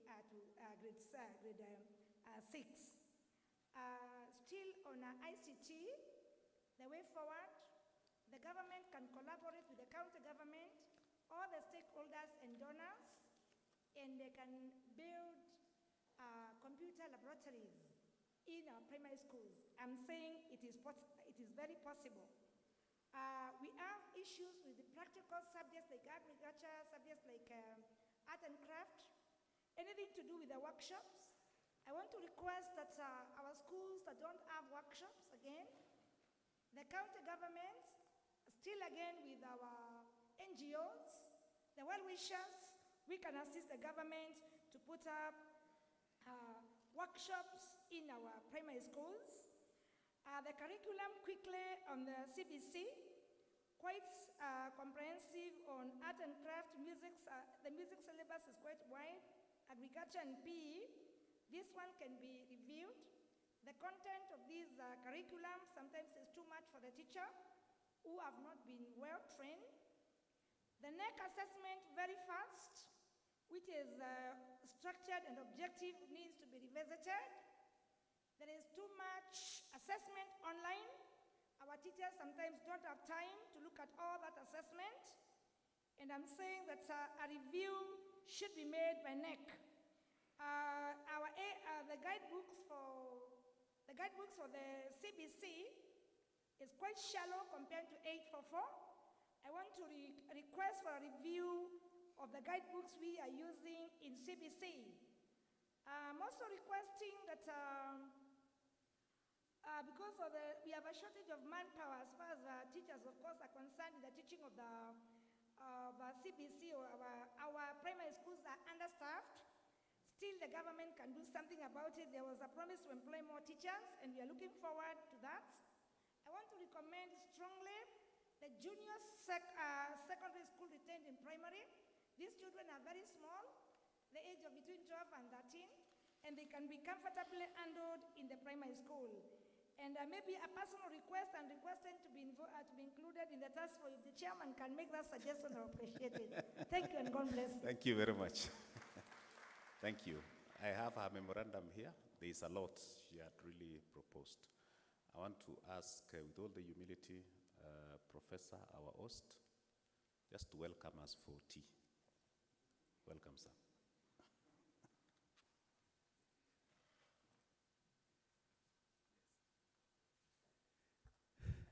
Thank you very much, Honorable Kogo, for this time. Yes, University of Nairobi is a host. It's the host. You are here today in the Taiva Hall, the iconic Taiva Hall.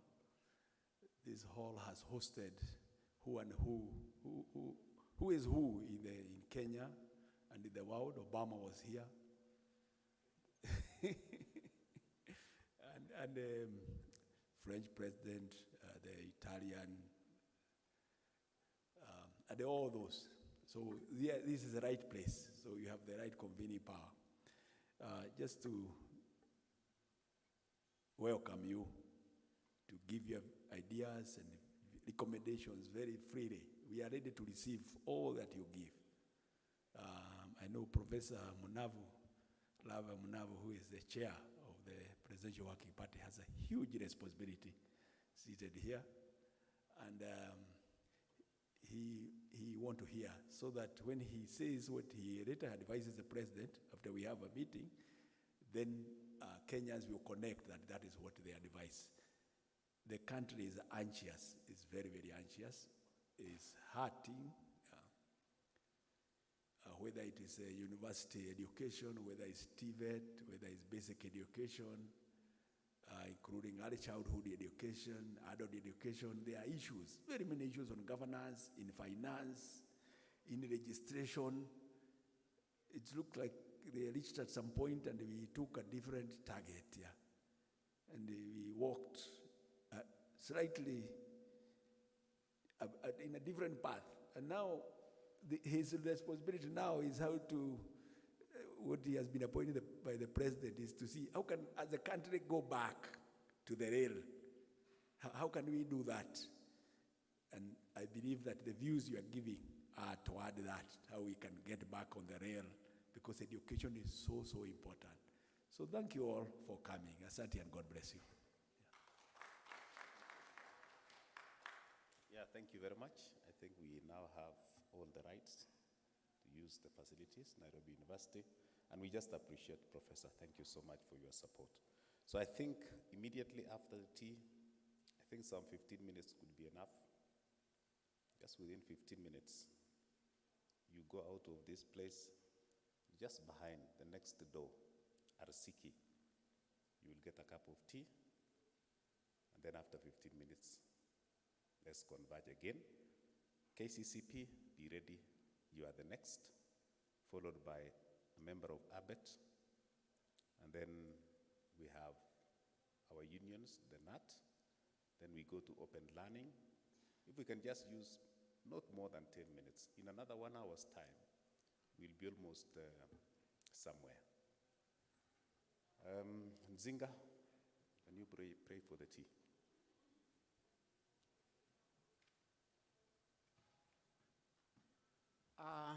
Let's pray for the cup of tea.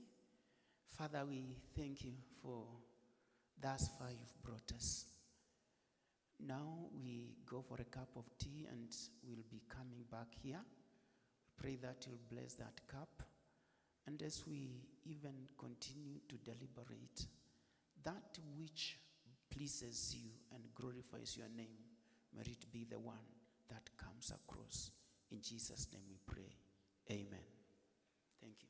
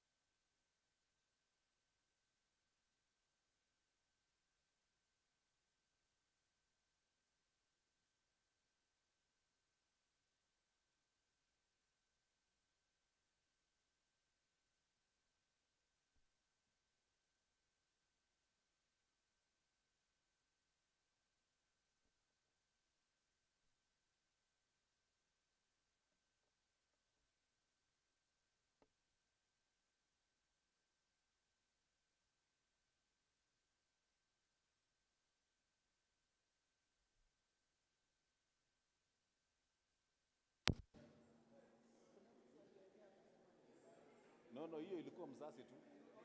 1 minute, 1 minute. Prof, 1 minute. Chairman, 1 minute. The churches of Kenya. Yes.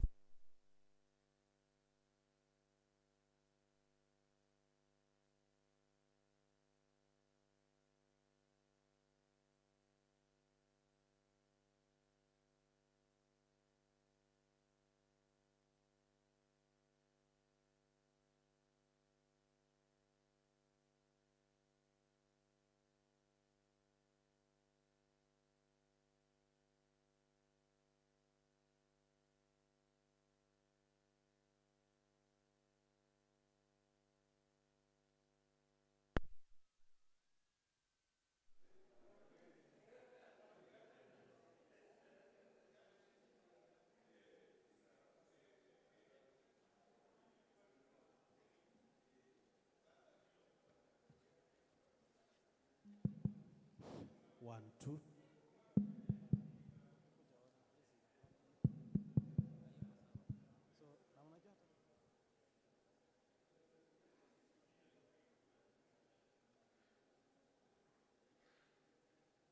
One, two. One, two. One. One, two, one, two, one, two, one. One, two. One, two, one, one, testing, one, two. One, two. One, two, one, two, one, two. E.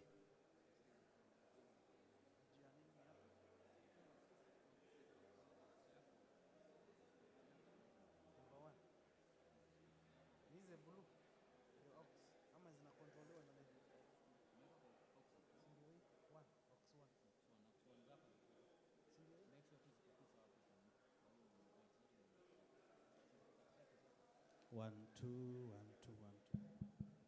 One, two, one, two, one, two. One, two. Sio hii. Ni which mic? One.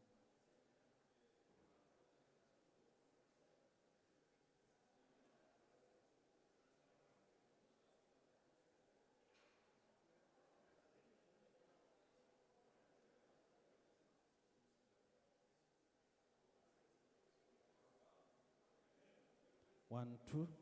So ni like one, two, one, two. One, two, one, two.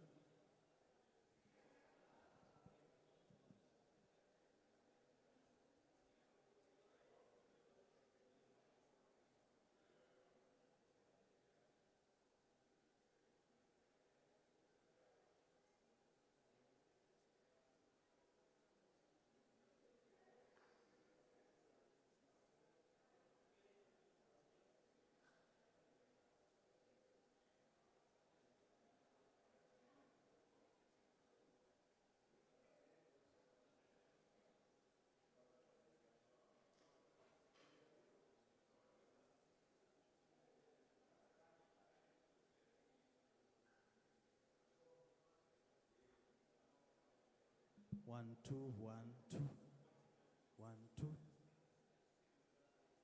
One, two. One, two.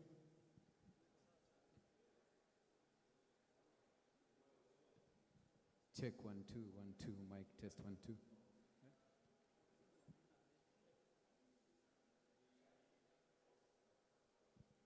Check 1, 2. Check 1, 2. 1, 2, 1, 2.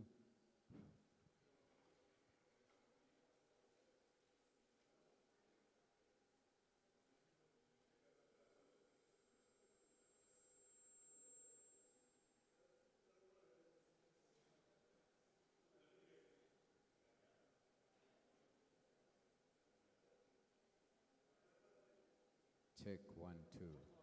1, 2, 1, 2. Good morning. Check 1, 2. Mic test 1, 2. Check 1, 2. Check 1, 2.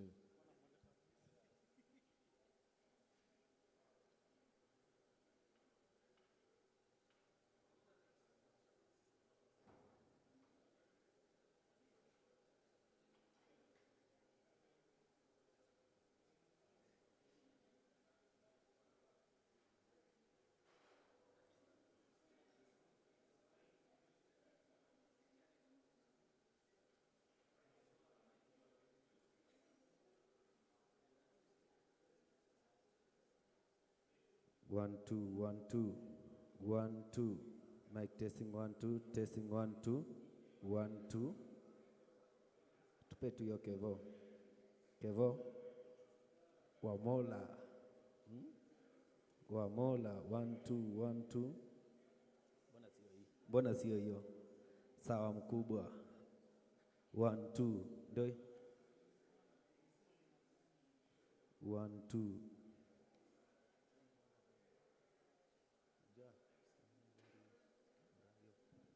1, 2, 1, 2. Check 1, 2. 1, 2, 1, 2. 1, 2. Tuimbe tumechoka.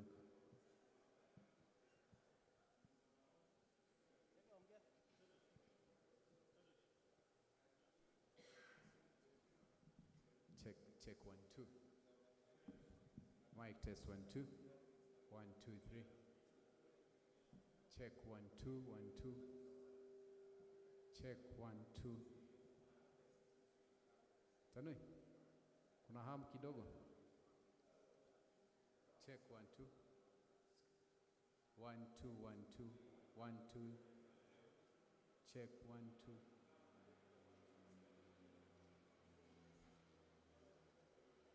1, 2. 1, 2, 1, 2. Check 1, 2. 1, 2, 1, 2. 1, 2.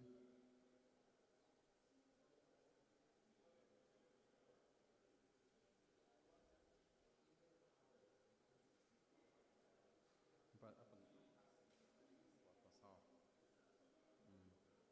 Unajua pale pembeni.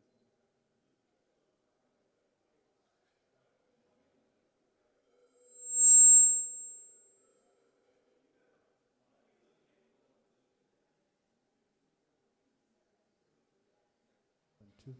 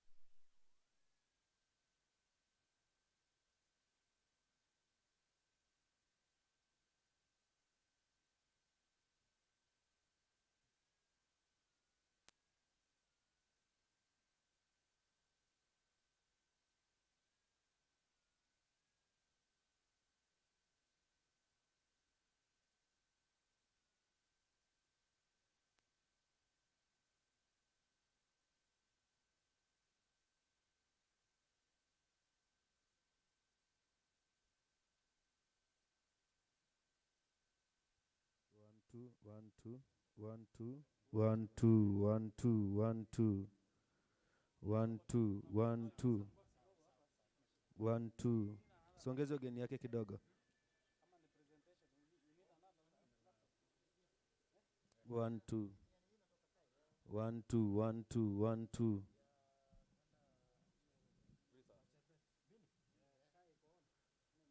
1, 2.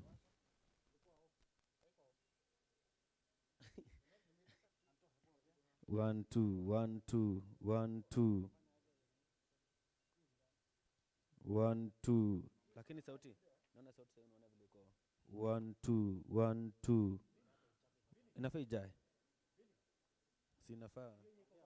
1, 2, 1, 2. 1, 2. Ndio hii. Ongea tu. 1, 2. 1, 2. 3, 4. 1, 2. 1, 2. 1, 2.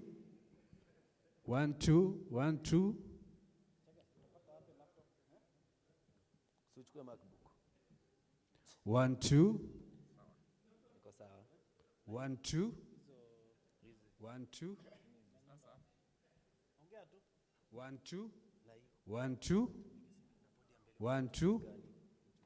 1, 2. 1, 2.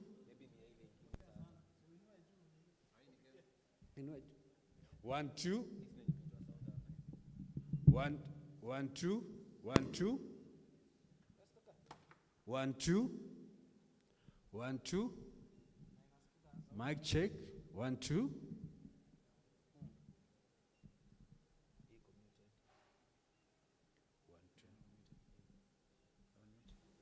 1, 2. 1, 2. 1, 2.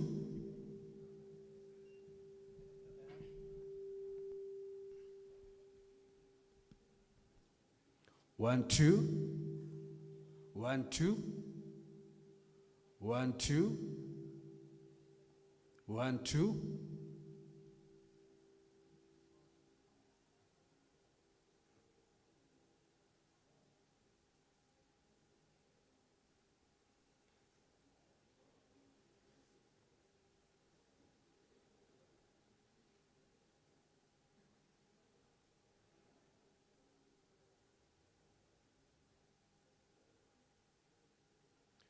1, 2.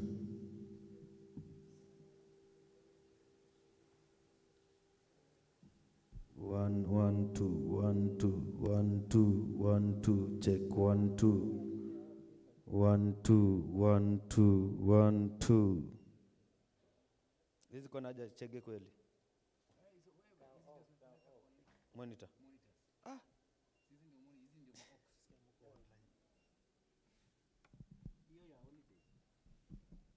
1, 2, 1, 2, 1, 2. 1, 2, 1, 2, 1, 2. Check. Nah, easy. 1, 2, 1, 2.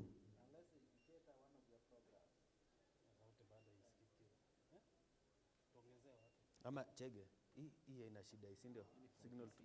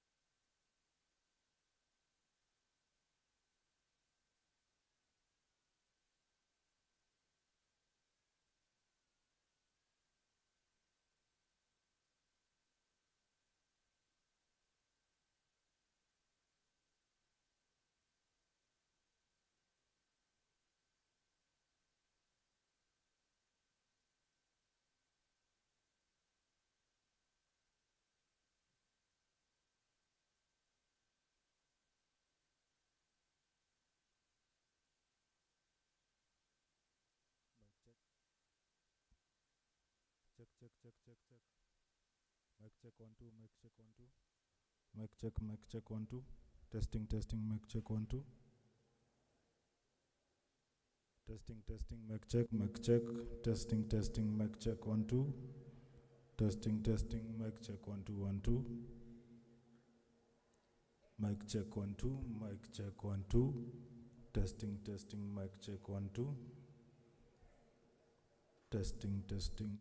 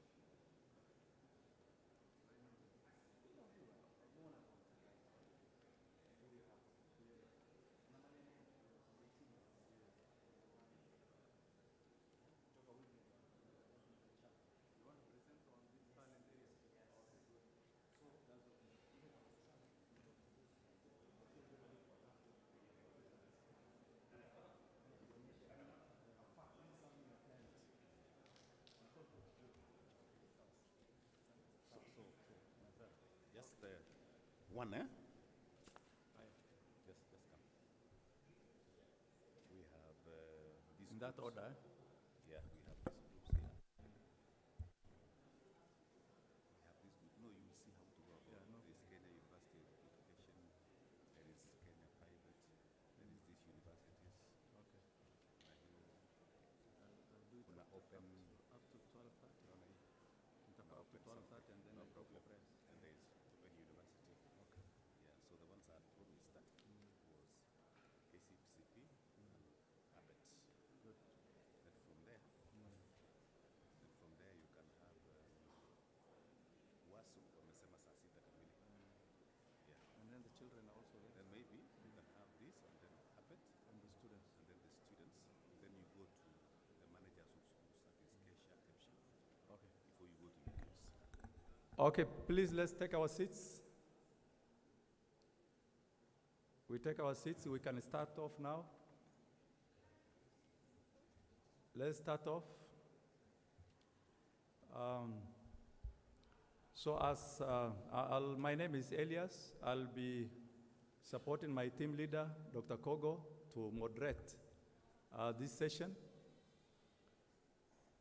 I just wanted to make some announcements first. We have our secretariat there, Karanja. Karanja and Joseph Wambu are there. Their role is mainly they are taking the proceedings, and they're also receiving written memorandums or memoranda. Please, if you have anything written, hand it over to Karanja, and Wambu are there. So Nairobi, you know, is a region, it's a county, it's also the capital city. And when it comes to the education sector, many of our schools are doing very well. But there are others that equally are not doing well in this county. Last year, for example, the KCSE, we had 96 schools sitting for KCSE last year. Out of the 96 schools, 34, from number 34 up to 96, the mean score actually was even a D+. You know, school number 1 up to number 33, their mean score was 5 and above. But from 34 to 96, the mean score was even a D+. There are even schools that have a mean score of 1.8, you know, within Nairobi here. So, and that's what we were telling the team in Mandera when we went outside there. People in other counties think that Nairobi has all the schools are the best, you know. So equally, there are a number of institutions that are struggling. And so we want you people to open up and really support us by giving us information. We've also distributed the terms of reference for the Presidential Working Party, the TORs that have been gazetted by His Excellency the President. So all we're asking you, please, within those terms of reference, what do you intend to share with us? Issues on the laws that are governing the education sector, right from pre-primary to university education. Is there anything you are recommending for amendment? The structure itself, the CPC, 2 years in pre-primary, 6 years in primary education, 3 years in junior, 3 years in senior secondary education, 3 years in university. Do you have anything to say about that? We want the people of Nairobi to comment on that, if any. The curriculum itself, the learning areas, what we are now calling the subjects, what we are calling them the learning area assessment, a number of things have been said about it. Quality assurance and assessment, aspect of pre-service and in-service teacher education, teacher deployment and distribution. You have heard about the delocalization policy, all that. Do we have ideas coming from people of Nairobi? Anything you want to share with us? Aspects of the use of technology in education. In these TORs, there's also a requirement that we relook at our public schools categorization, especially at high school. Our schools at the moment are categorized into sub-county, county, what we used to call extra county. Now the name has changed to regional schools and then national schools. Are there ideas that you want to share with the Presidential Working Party on that? Financing of education, you have heard about the capitation. Since 2003, this country declared fee-free primary education. We started with around 1,020 shillings per child. Almost 18 years down the line, the capitation is now 1,420 shillings. Government also pays examination fees for standard 8 and Form 4 students. Equally, we started supporting our secondary schools from 2008, what we are calling free day secondary education. We started with a capitation of around 10,625 shillings.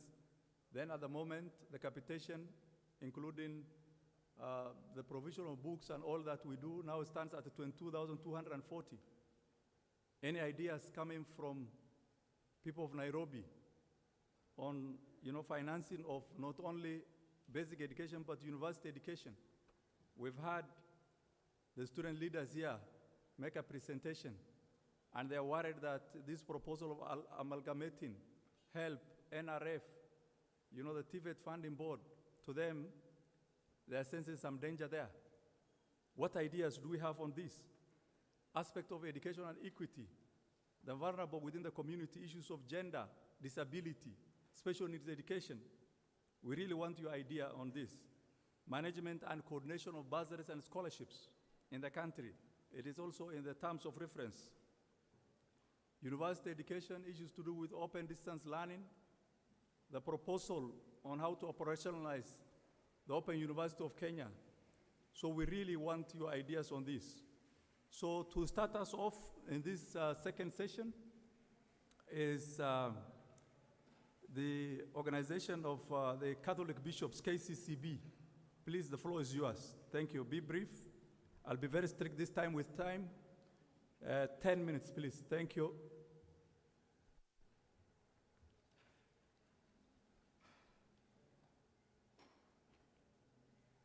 Thank you, Director, and our Chair, all protocols observed. I'm Father Francis Kieri. I'm the Education Secretary of the Archdiocese of Nairobi, which covers Nairobi and Kiambu counties. And I also sit in the County Education Board of Nairobi, as well as Kiambu. I am here to represent the Archbishop of Nairobi, Archbishop Philip Anyolo, who is a sponsor of the Catholic schools in this county. The first thing is about curriculum, and we have this recommendation. The curriculum for CBC is good, but it is so overloaded. We are suggesting that it needs some reduction so that even the competencies and skills we are teaching and values, there is time to assimilate them. In terms of access, we are also recommending that the teachers training colleges should be empowered more to be able to induct our teachers, those who are to come and teach in primary school, and also at the university level. We are also suggesting that regarding infrastructure, we are recognizing that it is important that the government continue supporting the schools with the appropriate infrastructure so that CBC can be properly implemented. And in this also, recognizing the importance of the IT in education today, we are also recommending that it is important also to relook on how to close some of the sites that threaten the safety of the learners. You realize in our country, there are sites that are not promoting what we would call values. We are recommending that those sites, the government can consider making them inaccessible. There is issue also, we are recommending whether it is possible to bring back the Institute of Kenya School Equipment Scheme, which was there before. We are also, in the spirit of equity, proposing that there is need to ensure that all our institutions are equal in terms of infrastructure. As we continue rolling out CBC, which we fully support, it is not happening equally in all institutions due to lack of equity. The issue of assessment in CBC, we have an issue with the multiple choices that is coming with the national assessment of grade 6, I think then that is going back to 844. The other matter is that we also find that there is some inconsistency in uploading the formative results of the learners, and we are recommending that the NEC and all the stakeholders to see to it that they are able to put those things in a manner that every institution is able to upload in time, and therefore all the more there is need for this infrastructure. The other issue is with regard to the issue of categorization of the school, which you, Director, you have mentioned. The categorization of the school, the Catholic Church is recommending we only have 2 categories. That is private school and public school. The Ministry of Education has continued to discriminate, whereby we have national school all the way to sub-county school. What are we saying as a nation? Even the teacher going to national school feels superior to the one going to sub-county school. How can we then be able to say the education is equalizer? It can't. When we have national schools and everybody wants to go to national schools. That's why some of our sub-county schools still are suffering, but the big schools are having high enrollment. And in that then, we are also suggesting that when it comes to support of resources, it is also important to ensure that capitation is not given really uniformly. Because we feel if we are to bring those who are down up, there are some people in this country who are employed by the government, given millions of money, and when they come to capitation, if their children are in the public school, they receive the same capitation with the same children of the parent who are not employed. There are people who are given that 22,000 by the government, but probably they don't need it. There is another child who, even if you give him 22,000, he cannot go through because he cannot probably be able to cater for other things. So why do we have to give support to, let's say, let me give an example of a president. If a president is a parent at Mangu High School, he is given 22,000, his son, the same way a very poor person is given. Why can't we rationalize this? The same way we talked about graduation of NHIF, because it is important to bring those who are down up so that at the end of the day, we don't give money where it is not needed. The other issue is with regard to private school, we are penalizing them when they don't get at least 30 learners for national assessment. We think that can be reconsidered, because if we allowed them to teach, why are we not allowing them to be centers of assessment? The other thing that I think is important, KICD, NEC, and MOE, as we continue with the CBC training at Teachers Training College, let us them consider always working together. Sometimes there is conflict, as if they are working for different child. Let us always have that harmony.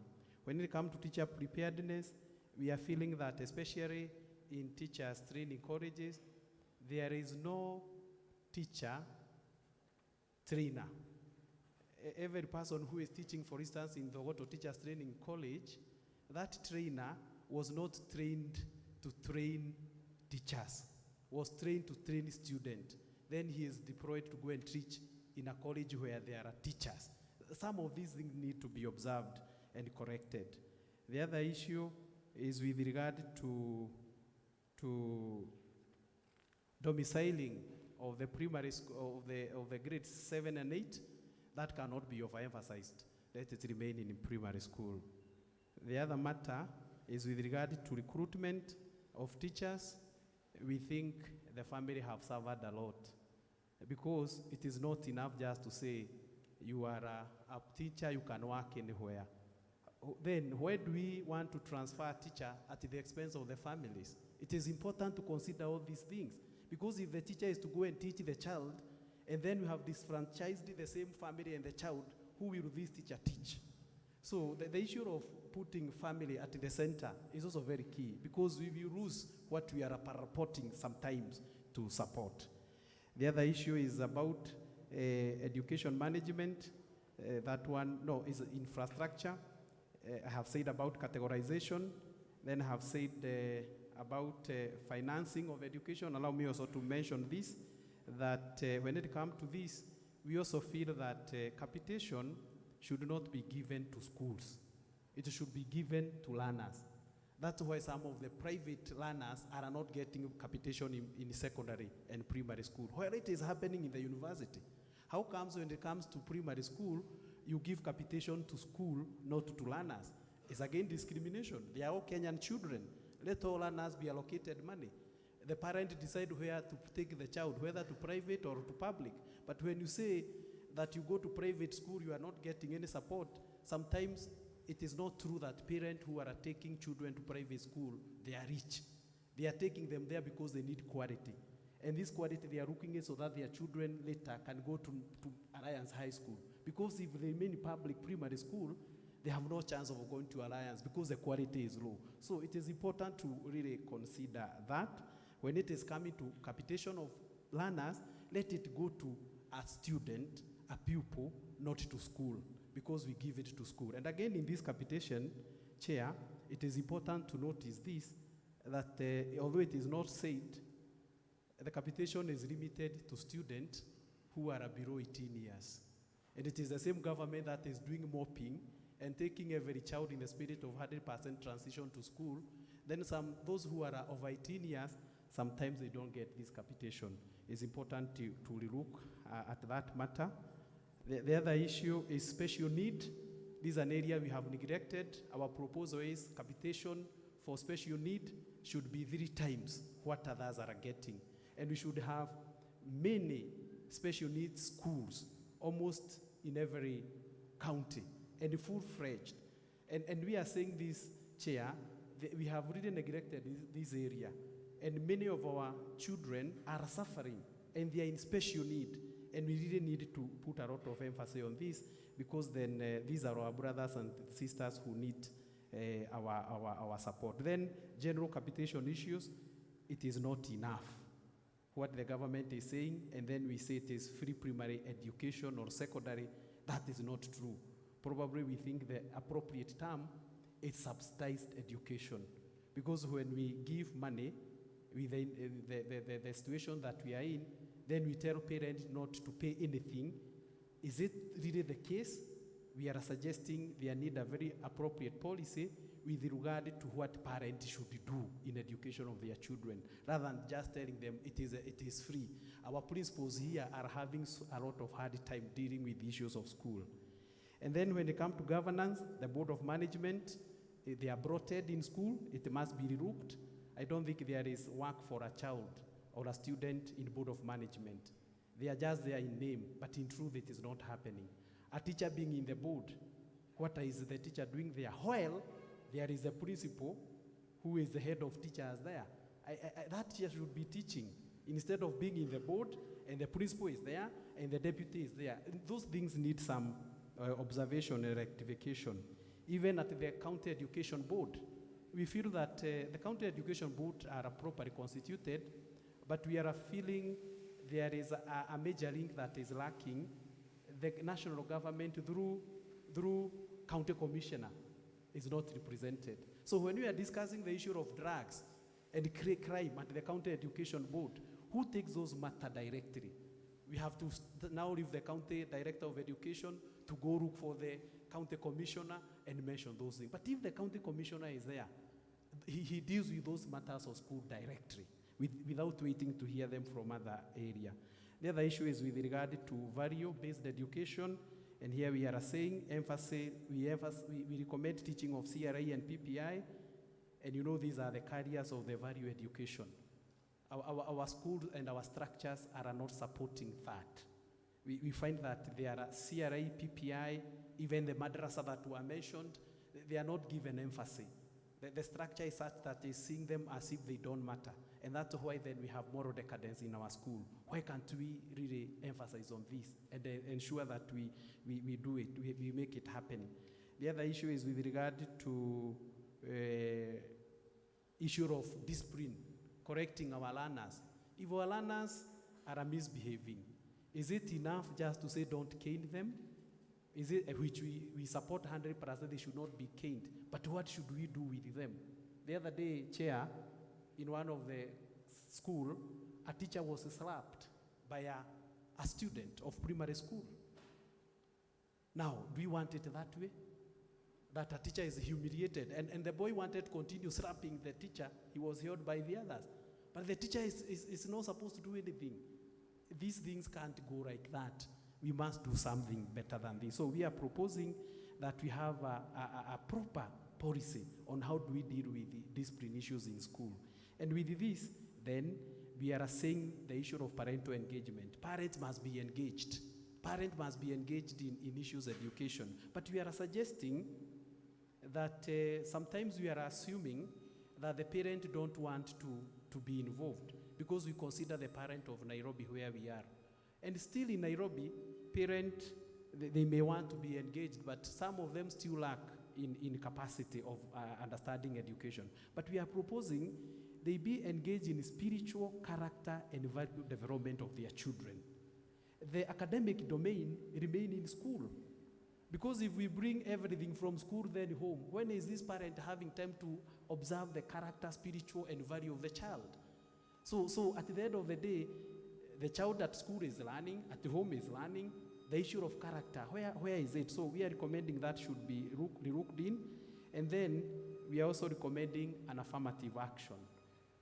In the education, it is appearing as if the parent is the weakest link, and we are proposing there should be affirmative action, where every other gathering we are going into, we need to emphasize more about parenting. Even we are suggesting, even if it means even anytime the president making a statement, let him talk about parenting. Because if we don't really hold this family together, all the other things we are doing, we may build roads, we may build all this infrastructure, but when we don't have good boys and girls coming from families, we have eroded everything we are working for. And then the last thing, early childhood development education, we are saying, if it is possible, we bring it to what we call national government. And that is what we had. And I want to thank you very much and say that we are looking forward to having our point and others considered, and we have a memorandum here. Thank you for listening to me. Thank you very much. Let's appreciate him bringing in new ideas. For example, why do we, when it comes to the capitation, he's proposing let us target to the needy, isn't it? At the moment, what we're doing is giving every child, including even mine. If they're in public school, all of us who can afford, we give it to them. So again, giving the child the capitation, not the school. In some countries, what they have is they give vouchers to parents, and the parents select the school where the child should go. And that voucher can only be, cashed in a school. So that creates some competition between the schools. Good ideas coming up. And again, somebody was asking the other day, we only give capitation to children in school. What of those who are out of school and are having challenges to attend school? You people may not be aware, but even here in Nairobi, there are children who are not attending school. Do you know that? Yes. Even here in Nairobi, there are some families whose children are not going to school because of the indirect cost. Indirect cost, I mean, for the child to participate in education, you need to, at home, at least take some breakfast and all that, the issue of distance between home and school. And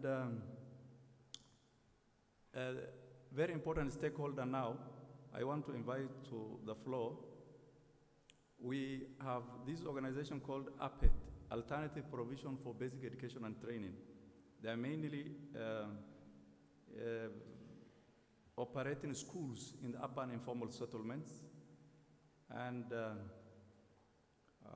they need to share with us. After that, we were supposed to have WASU, but please, I will just request, there are some children who are with us here from our schools. We'll just also give them 10 minutes before WASU. Thank you very much. The floor is now yours. Thank you. Thank you. The chairman, the Presidential Working Party, Professor Mnafu, the leader of the session, and all protocols observed. My name is Moses Wakono. I'm the national chair of an organization of the Alphabet Schools called Unified Alphabet Schools Association of Kenya. And I'm also the proprietor of a primary and a secondary school. The chairman, the Alphabet Schools are the schools which operate in the urban slums and asal areas of this country. And the schools are found not in very good structures, but they are safe structures because learners are daily getting their education in these schools. I'll be very brief because we have a written memoranda. We have two categories of a memoranda. We have a summary and we have a 45-page memoranda. I will start with the capitation, but on a different point. Up to until 2017, most of the Alphabet schools in Nairobi and other informal settlements in the major towns or cities in this country were getting capitation, equally with the public primary schools. But it was stopped in 2017. So we're asking ourselves questions because these institutions are playing a very, very critical role. Like, for example, in Nairobi, we have over 1,600 Alphabet schools running from the slums of Kibra, Korokocho, Mathare, and all over in these slum settings of Nairobi. So why was then the capitation cut off? Because there was no proper explanation as to why this capitation was cut off. The learners do not have adequate textbooks in most of these schools. But when you were in this morning session today, you remember the chair of publishers said that some books are dumped in the public private schools. There's a corner, yeah, which dumps these books. So why can the government revert these books which are going in West to the Alphabet schools, which are providing a critical role, providing education to these, I can mention these, the very children of the hustlers of this nation? Can the Ministry of Education guide us and support us where we can find those dumped books in the public school, in those corners, because they can be very, very important and helpful for the Alphabet school learners. So, then again, I want to mention briefly something about the pathways.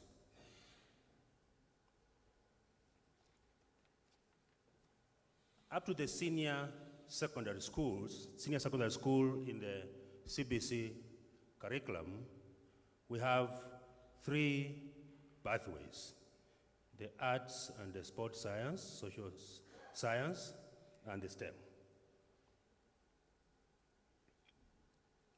But in the key competencies of CBC, we are nurturing the potential of every learner. Where are these learners who have the life givers? Where are they? The learners who want to be pastors, who want to be evangelists. Where are they? Where are the learners who are in the children's homes? the street children, like the director here has mentioned, those who are already in school. The elderly, who have been accessing the education through adult education. Was there provision that now, after the 844 is phased out, will they be sitting for the CAPSEA exam with grade 6 for them to proceed with their learning, or there will be a very special arrangement for the adults? And the children with people with disability, we have a challenge, even in terms of how the assessments are being posted in the NEC portals. You can make reference, and if my colleagues here were very keen in the just previous grade 4 and 5 assessment, there was a critical mistake which was made when they were posting the scoring rubrics for one of the learning areas. It was for the visually impaired across. But now the specific task for the learner was not there. So again, here comes the bureaucracy of getting that corrected, because these exams, these assessments have timelines, yeah? So before you go through the sub-county education office, you call the examination officer, now you are already again bound by the timelines of uploading the same scores. Where are the learners of the government officials who sometimes have a call of duty outside the country or in special cases, in sundry cases or sundry activities, and the military? Were they considered that when a military officer has gone out of the country with maybe his wife, and the children have not processed the documents which are required, and they have gone in the essential areas, where will they be in this curriculum, in this framework? You can say it was, the second aspect is the industry, commerce, and the finance. What about the learners who want to specifically go into the industries and they don't want to proceed with maybe their tail end form education?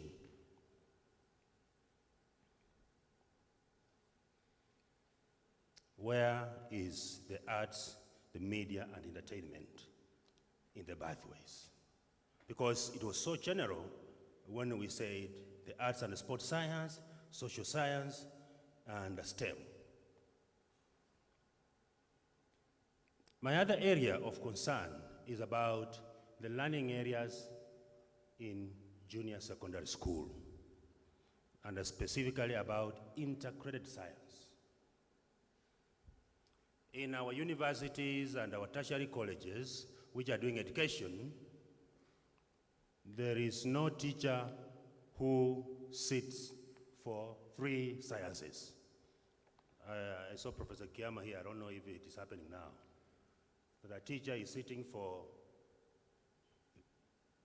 biology, chemistry, and physics at the same time, so that he or she can be placed for integrated science to teach in junior secondary school. And if we have a collaboration and a linkage, again going forward, why was the recommendations made that we have to have a pre-vocational training in junior secondary, whereas we have Tvet waiting for these learners ahead? So those are the critical areas that actually we saw in the whole process. I come back to the AFPED institutions very briefly. In the Education Act, we only have 2 players. That is the public schools and the private school and the private schools. But in the new guidelines of registration of schools, we have 3. tiers of schools. We have the public schools, we have the private schools, and we have the APET school. The APET schools. So which policy guided this? So we are requesting, Chair, that the Education Act of this country has to be subjected to a review, to co-opt the AFPET schools so that we may have the 3 players, because you cannot measure the standards of the AFPET school and the standards of a private school in this country on the same equal platform. Thank you. Last one, sir. It's about the early childhood and education. Yes, we have had some trainings of CBC teachers for grade 1, 2, 3, thereabout. But since the inception of CBC in this country, there is no single training of teachers which has happened with the early childhood teachers. And if it has happened in a county or in another space, then that was locally planned, but we does not have any framework that has guided the players on the same. And on the teacher training, we recommend that actually we have the continuous teacher training. Thank you very much. Thank you so much. Asante. And have a Please, let's appreciate Thank him. you. Thank you. I'll request presenters, please, if you find me standing up, you know, it's already time, because we have a long list here of citizens, of organizations, associations that want to also give their voice on this. I'm again requesting, if you have a written memorandum, please hand it over to Karanja. Karanja, raise your hand, please. Well, Karanja is our secretary there. Karanja, would you want to also announce our website and email here? Just briefly for some seconds. Please write down, he will give you the email address. Our website URL is educationreforms.go.ke. I repeat, educationreforms.go.ke. The email is secretariat@educationreforms.go.ke. secretariat@educationreforms.go.ke. Our Twitter handle is Education Reforms Kenya. Let me repeat. The website is educationreforms.go.ke. That is the website. And in the website, you can even submit. There is a tab for submission. There is another tab you can be able to type if you don't have a written memorandum. So that is the website. The email is secretariat@educationreforms.go.ke. The Twitter handle is Education Reform Kenya. Thank you. Thank you very much. So let's now give opportunity to the students who are here from basic education institutions, both primary and secondary. Let them come forward with their teachers. Please come forward. We want to also capture your voice. Remember, we have the website, email. We also have secretariat here who are taking notes. We'll also receive your written memoranda. But we're also recording everything that happens here. So my brother there up at, as you are doing your presentation, we're also capturing that. And we'll consider that and analyze it even later. We put, we have people who will even analyze the audio video. Thank you very much. Madam, you and your students, now the floor is yours. We'll give you very few minutes as fast as possible. Thank you very much. Karibu.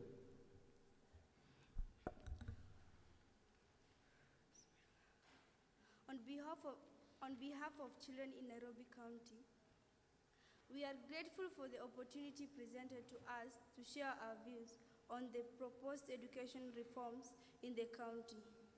Over the past 1 week, Several children have presented their views through essays and voice recording. This document is collection of all those views for consideration. Competence-based curriculum, CBC, is practical as compared to 844 curriculum. It has helped children gain skills that help them depend on themselves, including sewing, knitting, cooking, and improvisation of tools such as brooms and rakes. Some of us have learned about Scratch and Python coding, which help children think critically and be creative. Unlike 844 curriculum, CBC is good because it is practical, and we ask the government to make sure it is successful. The following are CBC challenges that learners, teachers, and parents face. A. CBC is too expensive. It is more practical and requires a lot of money for buying learners' materials and books. CBC has made it difficult for children and parents to buy required materials for drawing, painting, agriculture, cookery, sewing, music, and playing, as well as provide with us other needs include food, uniform, shelter at home. For example, we are required to provide items such as flour for cookery and items such as skin, sufuria, and many other items for practical lessons. Where will our parents get this all? It demoralizes us who are continuously unable to acquire these materials. There are children who have dropped out of school because their parents are unable to provide this requirement. B. Most of our schools do not have some of the facilities required for CBC. Games such as swimming enable us to use our talent, but most schools do not have swimming pools.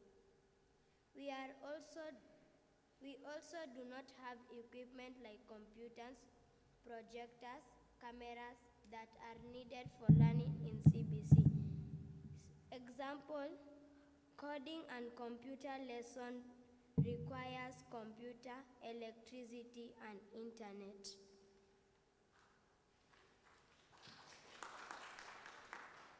C. We do not have enough teachers. CBC has many areas of learning. CBC has more than 11 subjects, unlike 844, which has only 6 subjects. CBC also has many practical lessons that require more teachers. In most cases, some children do not understand what the teacher is teaching because we are too many in the class. Before the teacher listens to the question from each child who wants to understand something, the lesson has ended. We need enough teachers, including teachers with digital skills, to be recruited, some as music, football, and cookery. Continuation to my friends, some of the public schools are far from homes. Some carrying heavy books and having to walk for more than 30 minutes to school get them tired and unable to learn. The books they carry in CBC are very many and heavy. They get tired carrying them home and back to school every day. Most of the children in schools have parents who are not able to help children complete some practical, like taking photos and printing them, buying colors and pens for home assignments, providing items needed for practical lessons like cookery and agriculture. These requirements make parents complain of CBC being expensive and demanding. Thank you. I'll read the recommendations. We therefore recommend the following to the Presidential Working Party on Education Review. To recommend that the government should provide CBC learning materials in all the schools for every child to benefit, including those with disabilities. The government should cater for learning materials so that all children benefit equally from CBC. To recommend to the government to provide internet, electricity, projectors, computers in every school to enable children learn Scratch, Python coding, and other uses of ICT technologies. Provide playing space, materials, and swimming pools. To recommend to the government to employ enough teachers, including those who have skills in ICT, music, physical education, to teach CBC.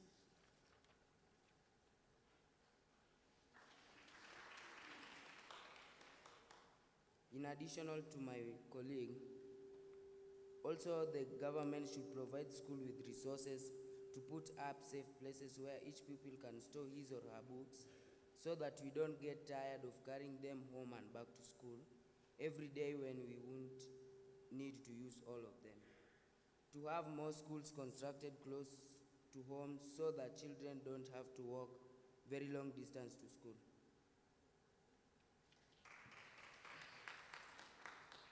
So we'd also like to recommend to the teachers, schools, and the government to provide cameras, printers in schools so that we don't have to rely on our parents who most of them don't have things like cameras, phones, and printers.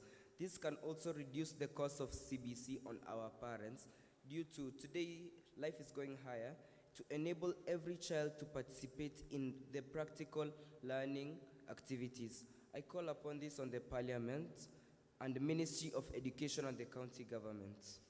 Also, to provide items for practical sessions, including ingredients and utensils for cookery. These are the responsibilities of the head teachers and teachers also.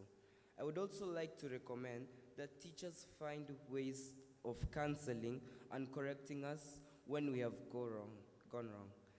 We want to be happy with our teachers. Teachers are normal people with feelings.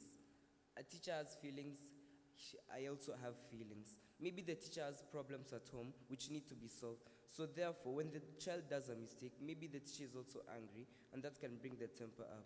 So this is the responsibility of the Teachers Service Commission, Ministry of Education, and head teachers and teachers also.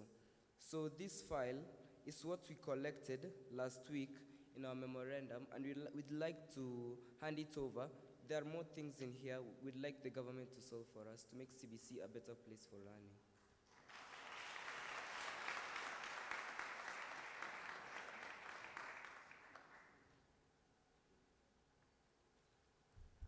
Thank you for that. On a very light note, he said teachers saa zingine wanaleta vitu kutoka nyumbani. Good. So I think, I'm assuming these are now high school students. Thank you very much. Let's hear from the secondary schools. Please let's appreciate our primary school students. We want to assure them that their voice has been heard and will be considered. Asanteni sana na Mungu awabariki. Thank you.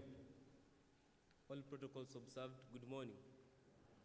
My name is Trevor Cecil. I'm here on behalf of Lenana School. First and foremost, I want to thank the government for enrolling the competency-based curriculum. We have to say that indeed it is advantageous to each and every person in this country. And each and everything that has an advantage has to have a disadvantage. Now, some of the disadvantages, just to add on what our fellow students have also said, we have challenges to do with the resources. Most schools, especially the ones that are in marginalized areas, lack resources. For example, they have mentioned to do with internet, with things like digital platforms. And now we recommend to the government to enroll these facilities to all institutions in the country. This will not only help the CBC side, but also each and every person. Also, we have challenges like there's this issue about the junior secondary enrollment. Now, I think the government should reconsider this by enrolling it is good to enroll the juniors high school, but it should be done at a later stage. It should be done, it is good to enroll it, but they should not join the high schools at this age. I think it will be wise for the learners to continue with their junior high school in their current schools, but when they attain the age of transiting to the senior high school is when they can join the high schools that they selected. And when the government is allocating the schools to the students, I think the government should also give a chance to the ones that have scored low marks to also mingle with the ones that scored high marks so that they can be at one place. Also, the issue to do with the teachers, we have cases where the students are the ones teaching the teachers. I think we recommend to the government to establish more institutions where the teachers are trained, they acquire the skills that they need in teaching, because surely CBC came on a light notice and there was not enough time. So more facilities should be established for teachers to be trained for advanced skills. And also, finally, internet and communication, the government should provide institutions with computing gadgets and network to aid in teaching and exposing learners to more information, because through the internet and social media platforms, the students will have knowledge on more things on areas of study. And this also is an advantage to the STEM program, where they learn about sciences, technology, engineering, and mathematics. So instead of wasting a student's time by learning subjects that are not relevant to the career he wants to pursue, then through this, through the internet and other communication platforms, he will get to learn more about what his passion wants, what he wants to pursue when he's grown up. Thank you.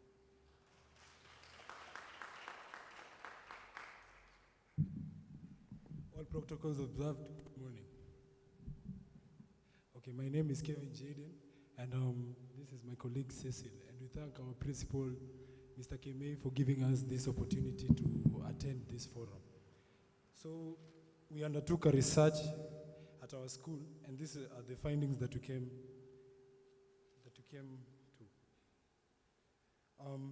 The 844 students are articulating their issues and stating that on their part, they'll be disadvantaged. This aims at the part of the work base. They'll have lesser opportunities compared to CBC students who have spent most of their good part of their life nurturing their talents, while 844 system framework only aims at the academic aspects and the knowledge and the qualifications in the field of academic. This will be biased, as the 844 students will be disadvantaged. Also, another thing that my fellow students in Lenana School also stated is that many argued that the juniors will be subjected to abuse and harsh treatment, and they'll be inferior compared to the superior, who are the senior classes. Some say they may lack the required maturity and may find it difficult to measure up with the rather tough life in high school, especially in public high schools. And this, to what extent and degree can they overcome these challenges in high school? Are they able to adapt that easily from a life of pleasure and comfort just in a snap? Can they be able to sustain the new lifestyle in high school? Or are they just mere young ones? Thank you. All protocol plus observed. Good afternoon. I'm Mrs. Kage. I'm with the boys, so I'll talk on behalf of the boy child in the school. One thing is about the bursaries given to the students. I would suggest that those bursaries are given at the school level, not at the county level. Once we did a research in our school, and before that, most of the students who are given bursary from outside are actually students from able families. And then those who are very poor, they don't get any support. We even had cases where a student could have more than one more sponsored, and the school fees could even be overpaid. So if we could have it localized or decentralized at the school level, that would help a lot, because a parent could be able at the beginning to let the students come in school, But as time goes on, circumstances change. Sometimes the parents may die unfortunately or may lose their jobs, and you are the people in the school who suffer a lot, especially the teachers, because sometimes we have to actually look for basic needs for these students. So it's just a plea if you can have the bursaries decentralized in the schools. Now, the other thing I would talk on behalf of the teachers is on the TPAD. The TPAD, it wastes a lot of time for the teacher. So instead of the teachers concentrating on the classwork, you have actually had a student saying, teaching the teachers, probably because the teacher is so busy preparing the document.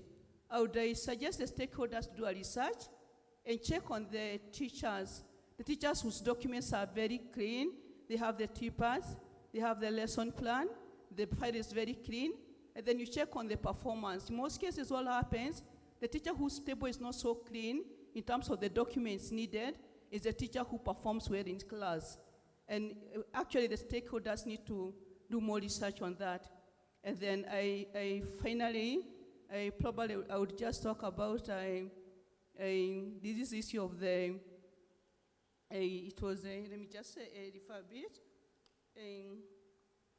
The exam, the NEC exam. Initially, when I started marking, I want to mark the national examination, needed to have served in the I needed to have experience of about 5 years or so, and then accommodation from the school to go and mark exams. But what happens today, teachers pay for training. I think the government should pay for the teachers. So when the teachers come for marking, the first thing we want to do, it is to recover, and I repeat, to recover the money they paid. So this one undermines the integrity, because they want to mark as fast as possible to recover what they have used already. And because most of the teachers may not have had a lot of experience teaching, you may actually find that the candidate on the paper is more bright in terms of the content than the examiner marking. I would plead this to be rechecked. Thank you so much.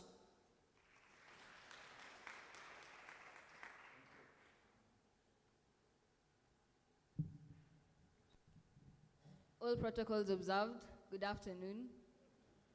My name is Anita Sophia. I'm from Pangani Girls School, and I'd like to say I'm grateful for this opportunity to air the views of my schoolmates. We had a discussion, and these are some of the points that we came up with. To begin with, we're in full support of the CBC. We really like how it focuses on the skills of the student rather than just the book smarts and those kind of areas. But one of the issues that came up that was very vocal was to do with the assignments, as has been mentioned. For example, one of our students gave us the story of how she has 2 siblings in the same class, but then each of them were required to go with a jiko the following day to school. And in their house, they cook with gas. So they didn't even have a jiko for any of them to go to school with. But then it was a requirement that they must go with it to school. So they had to borrow from the neighbors. Another story that they gave was that they were required to go with green modeling clay to school. But then they could only find pink modeling clay in the supermarket. But then the student was sent home the following day because they had to have specifically the green modeling clay. So one of the solutions that we came up with was perhaps the school could give an approximate amount of money that the parents can pay, and then instead of having every child go with a certain thing to school, they could set up a store, and these things could be bought, and then the students could use them instead of every student having it. Like the way in school, we use textbooks, then we leave them behind for the people who are coming behind us to use when they come to our classroom. So maybe you could have a store, and they could use the jiko when they're in grade 3. When the next students come, they use the same jiko because they're recyclable. Another issue that was raised up was how a lot of schools are really racing to build facilities. For example, as was mentioned, a swimming pool. You have a lot of schools racing to build a swimming pool, a lot of schools are racing to build the labs, and there are not really enough funds to fund these facilities in every single school at this fast rate before the next bunch of students come to use the facilities. So maybe instead, the government could just fund some shared facilities. Like they could and then maybe you could have 5 schools sharing, for example, the swimming pool or the labs as the other facilities are built, but at a slower rate. This way, we could have some facilities ready for the students when they actually arrive, rather than them coming to find half-built facilities in every school. Thank you.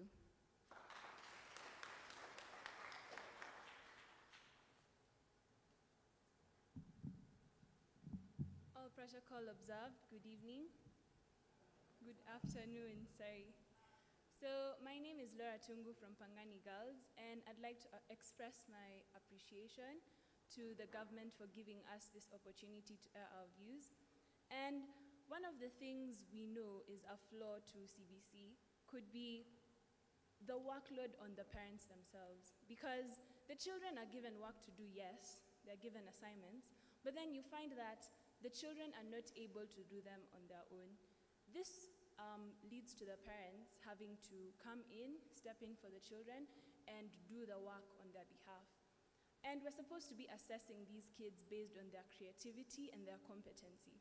So we feel like these assessments, or rather these assignments, should be done in the school where the teachers could actually look at them and assess them when they're right in front of them. Because yes, we could argue that apprenticeship takes place when the parent is doing the assignment for the kids and the children could be watching, but then again, we're not really sure whether the children are present when the parents are doing these assignments for them. So we're suggesting that the children should be in the schools and they should be given these assignments while in school, and the teachers should watch them do the assignments. That way it's effective and the assessment is actually more accurate. The other problem is the issue on domicile. So we all know that we have an issue. We don't know where to place the people who are, the students who are going to be graduating from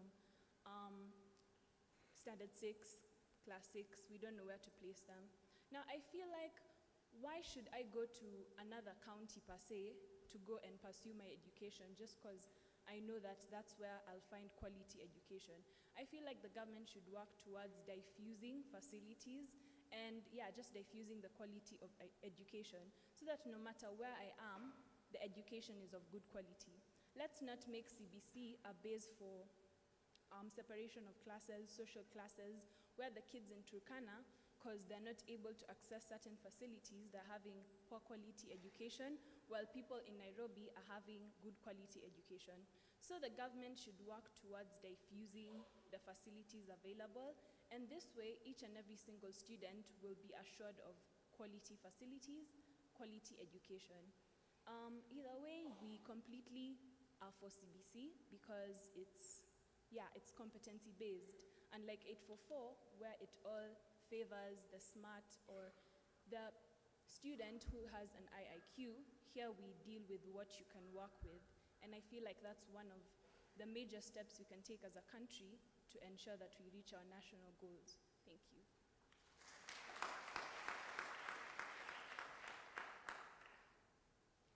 All protocols observed, good afternoon.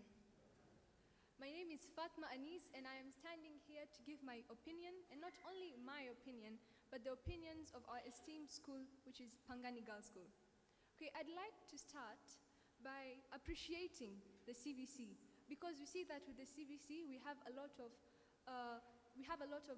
areas where we impart the technology we currently have. We have a lot of digitalization. Like, let me give you a good example. Now, in 844, in functional writing, in English, when we're studying about how to write an email, you'd be surprised to hear that instead of taking the student to the computer lab for them to know how to write an email, you write an email on your notebook. So it's not very practical per se, but I'm quite glad that the government has taken this step to ensure that we have a lot of more practicality in what we do.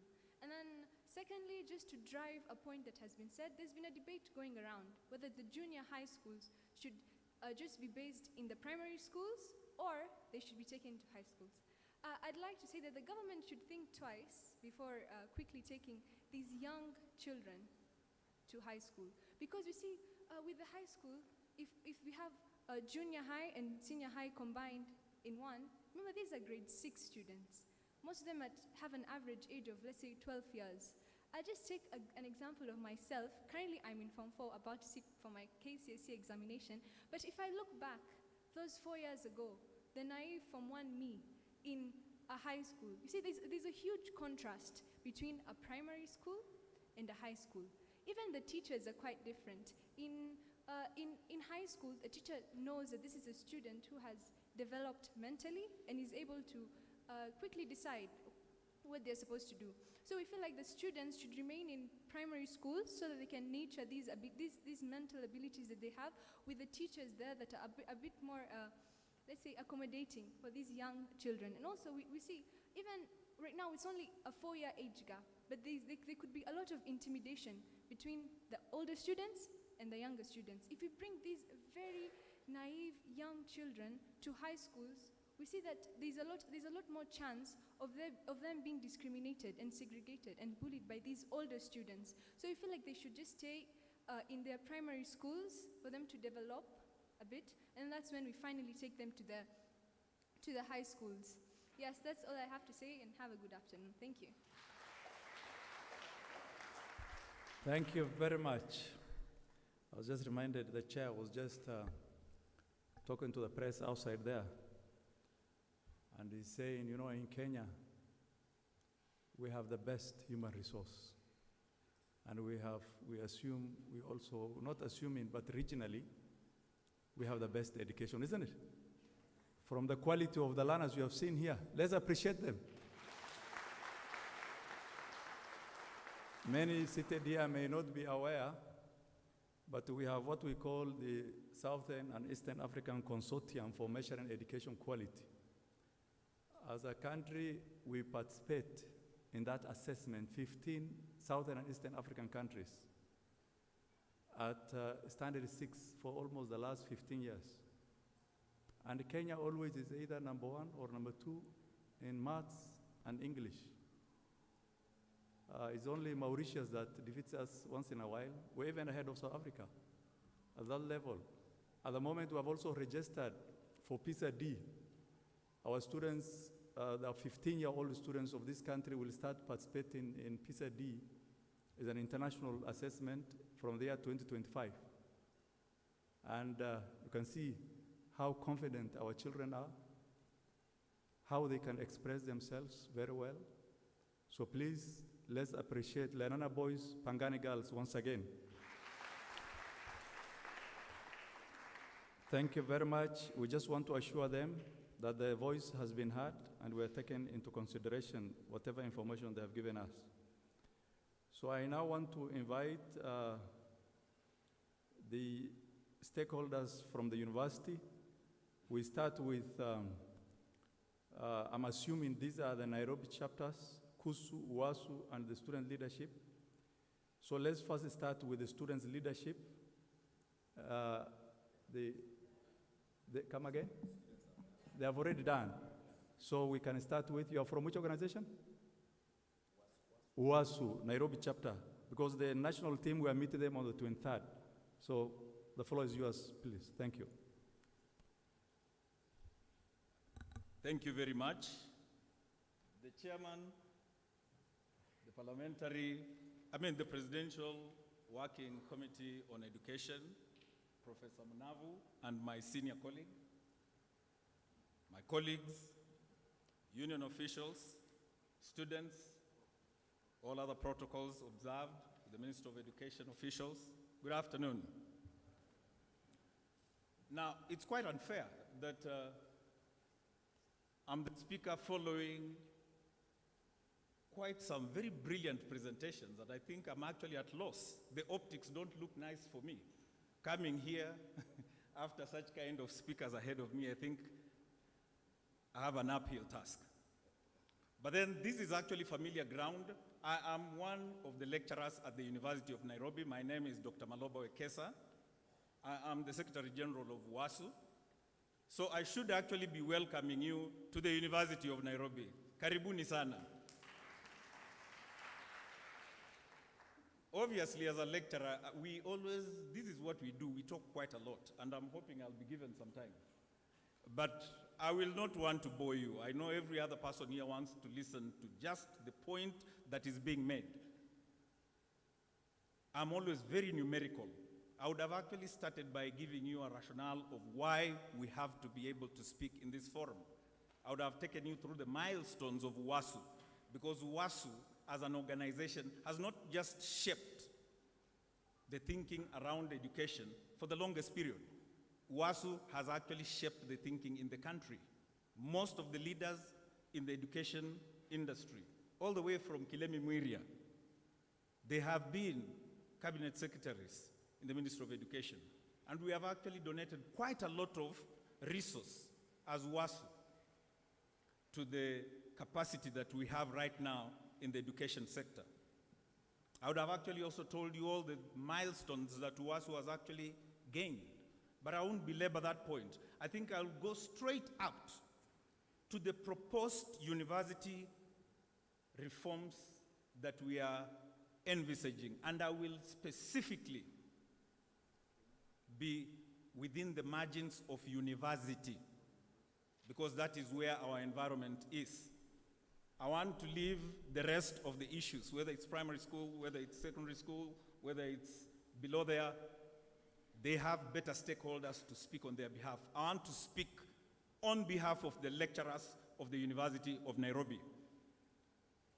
The first thing that I want the Presidential Working Commission to realize is that we believe the challenges facing public universities in Kenya begin with funding. Funding. There has been a continuously decreasing government capitation that has been negatively impacting on university performance worldwide. And I'm talking about worldwide because UON only benchmarks with the best in the world.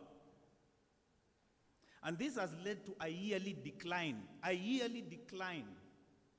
of the performance and ranking of the university. At one time, we were actually ranked among the 5 best universities in the world. 5 best universities in Africa. And we have always competed within a slot of the best 500 universities in the world, and that is including Ivy League universities that are heavily subsidized and funded. But with decreasing government capitation, something has been continuously going wrong. And this is what we want to be done. Number one, the government should consider fully funding the payrolls of public universities to stem this further decline. Look at the University of Nairobi, for instance. The University of Nairobi is a national strategic institution, and this institution supports a knowledge economy. It must be treasured. Moreover, public university lecturers are actually public employees. The notion that they should actually contribute to their own payrolls is not only ridiculous, it doesn't actually add up. Number two, the government should consider a rescue package to clear debt, because this debt is part of what they have actually caused. So that means we are entitled for a rescue package so that we clear debt on things like statutory bodies, Kenya Revenue Authority. If Professor Kiama would be here, he would tell you the government capitation comes here something like around 400 and something million. And the first people to come and collect nearly 50% of that is Kenya Revenue Authority. The government giving you in one hand and taking 50% from the other hand. This is not fair. That's why we are looking for that rescue package. So that we do not, within our recurrent expenditure, continue sinking into debt. And we've seen the government do this, the coffee industry, the airline industry. We've seen these rescue packages. It's time the government thought about a rescue package to the universities. Number three, universities should consider increasing the staff ratios of academic staff. Academic staff are the cogs of that industry at the university. If you don't increase the ratio of the people who are actually the core running that institution, what would you expect? I would want to teach, and I have taught in this hall many times. I only want to talk to a multitude as the feeling of this hall when it is an orientation, but not a classroom. Because I want those students to engage with me at a much more deeper level. As lecturers, we have so much resource, so much. But that resource is only accessible if those students can interact with me at a more personal level. So we are thinking the best way is increase the staff ratios. Number 5, the government should consider building capacities for universities to generate resources to supplement what they are calling government funding. And this would entail things creating centers at the universities. Those who might not know, by the way, Kenyatta Hospital was actually conceived so that it is actually a part of the University of Nairobi. It's always forgotten. If you go back to the annals of history, you will know this is the reason why School of Medicine was actually centered there. The reason was simple, that we want to have a teaching university hospital where not only knowledge is being generated on how new ways of dealing with medical science, but that we also serve the public. It was taken away, it became a parastatal. You can see what is happening in KU. Nearly the same thing. KU takes up a loan to build a hospital, and then eventually it loses the hospital. Yet that hospital, if it was part of the university, it would help generate funds. But we're not just talking about hospitals. We're talking about IT hubs. Those who might not know, the University of Nairobi in the IT department was it was actually the first in Africa to process payrolls using IT. Right here. Why don't we have IT hubs here? And we can do it because we have the computer scientists right here. We teach students even how to make viruses. Don't you think we can actually be able to teach students and actually have an IT hub which can actually generate funding? Workshops, horticultural centers. We have one of the biggest lands here. Why are we not being helped?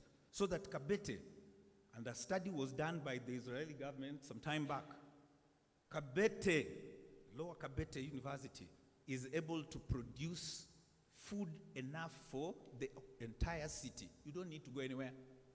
But we're not being helped. The creamery, forget even KCC, Kenya Cooperative Creameries. Lower Kabete had the first pasteurization center of milk. Why are we not being helped? This is how we can be able to generate funds. Number 6, the government should actually consider implementing the STI Act in full. Those who don't know what the STI Act is, the Science, Technology and Innovation Act, it was formulated in 2013. It was revised in 2014. And in that act, 2% of the GDP is actually supposed to be allocated to the universities for research. And we don't want any kind of pretension so that we are saying we are taking this money to this organization when we know it is only for payroll support. Where is research done in this country? It is universities. The ratio of papers coming out of various departments, whether it's School of Medicine, whether it's law, whether it's Faculty of Arts, whether it is business school, this is the center where research is actually coming from. So why can't we then, and we are proposing this, we come up with the division formula, and that division formula of the 2% from the GDP is actually allocated in assurance that the university, which is actually the highest production of where research is being done, should be allocated these funds. Number 7, we want to agree with the students on this. For a lean and transparent government capitation of public universities, funds that are budgeted should be funneled through a known entity. When students want to get their money, it is funneled through HELB. When universities want their money, we created a body called University Fund, but the funds still come from the ministry. Why? We want university funding to come through the University Funding Board. Let it come straight from the board so that there is no mix. The students have theirs, the university have their own money. And any amalgamation process would actually stifle the already burdened HELB, and the right now disenfranchised university fund. Let them be different, let them operate independently, and let money flow directly. Let the parent ministry, Ministry of Education, not interfere with this funding. Let it be semi-autonomously budgeted by University Fund and HELB. The Ministry of Education, please keep off. I want to now talk about governance reforms, because what I was talking about was funding, which I said was the biggest challenge. Governance reforms.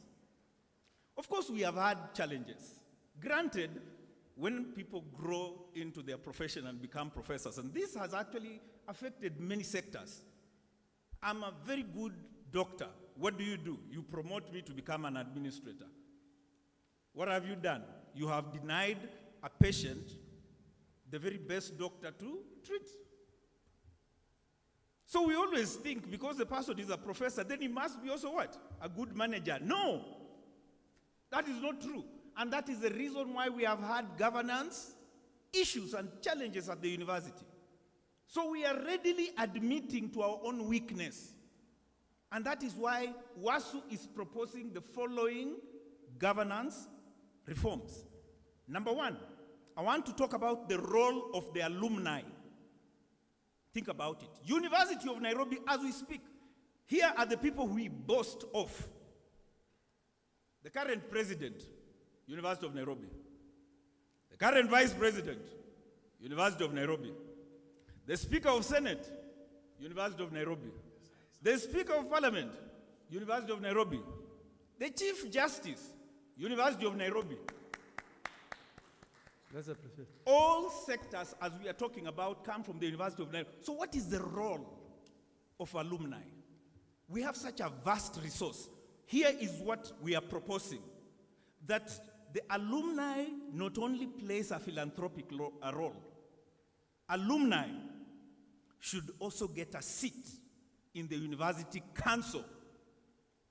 A seat in the university council. Second, appointment of university chancellors. Of course, across the Commonwealth, I'm just about to finish. Okay. Across the Commonwealth, university chancellors are actually ceremonial heads, but they are the embodiment of the traditions of that university. Being titular heads, when you see a chancellor, and Professor Munavu, you've been one. When you see a chancellor, that is who the university is all about. People of a checkered background. The embodiment of what a university is. But what do we do when we want to appoint them? We actually put up a notice. Supposing no one applies for the job, what do you do? Because in any case, it is not a paying position. What do you do? So you find anyone available and say, all right, you are the chancellor. Is that the embodiment of what a university is? No.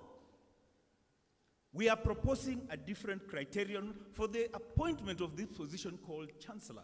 And what we are looking at is three. I will present all this. Please, first, time is up.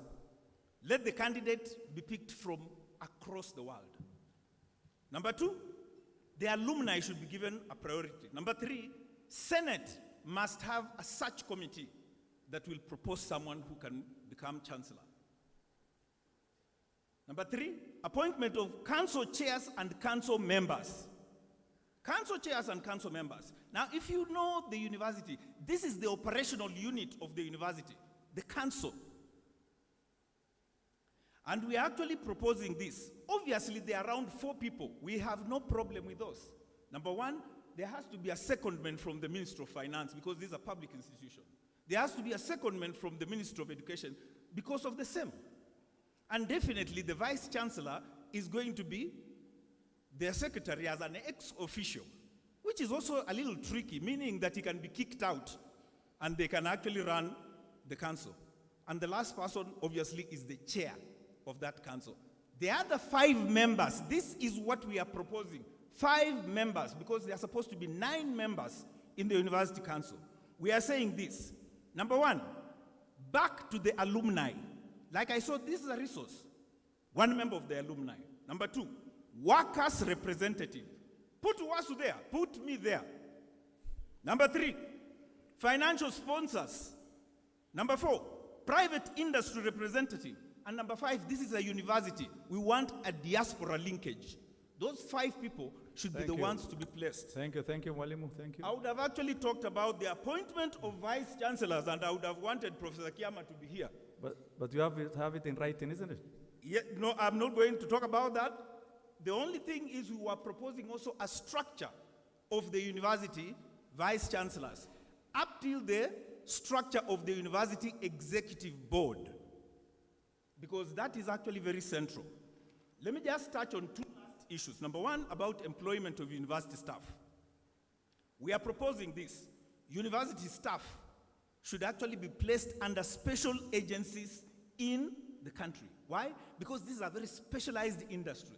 We are talking about a very specialized group of individuals trained over a long period, mostly a lifetime. And that is why most of them, by the time they are actually achieving their rank as professors, they are mostly going to retire. That's why we are proposing an adjustment in their retirement age. The last thing, CBA negotiations. We are saying this, please, as a government, whenever you enter into a collective bargaining agreement, why must it always be actualized in arrears? Why can't it be within a timeline? We want CBS to be negotiated within a timeline. And moreover, do not have a CBA negotiation without a subsequent increase in the university funding, as what happened. They increase, you go and negotiate, then the university tells you, but the government has not added us any money. CBA negotiations must be dealt with within their timeline and completed, and the government must finance these CBAs to the full. Thank you very much. Thank you I very have much. my memorandum. I'm Asante. also going to give it back in hard copy and in soft copy. Thank you. Again, Karibuni, University of Nairobi. Asante sana. Thank you very much. Our host. Let's appreciate the WASU representative Nairobi chapter. I can see the lecturers have a very good representative. Thank you very much for representing the lecturers ably. So we'll have the representative from the Union of the Non-Teaching Staff, isn't it? Of the university. Are you there? Please come forward. Kusu, I thought this was the, is he there or she? You are there, isn't it? Come forward. Yeah? Secondary schools. But the person from the university? Okay, thank you very much. As he comes to the floor, I want to go for a break myself. I want to go for prayers to the mosque. Today is Friday. I'll request one of the Presidential Working Party members, Madam Celine, will be now moderating the remaining part of the session up to lunchtime. Madam Celine, thank you. Please, the floor is yours. Proceed. The chairperson, the Presidential Working Party on Education Reforms, the members of the Working Party, fellow Kenyans, ladies and gentlemen, my name is Dr. Charles Mopwaya.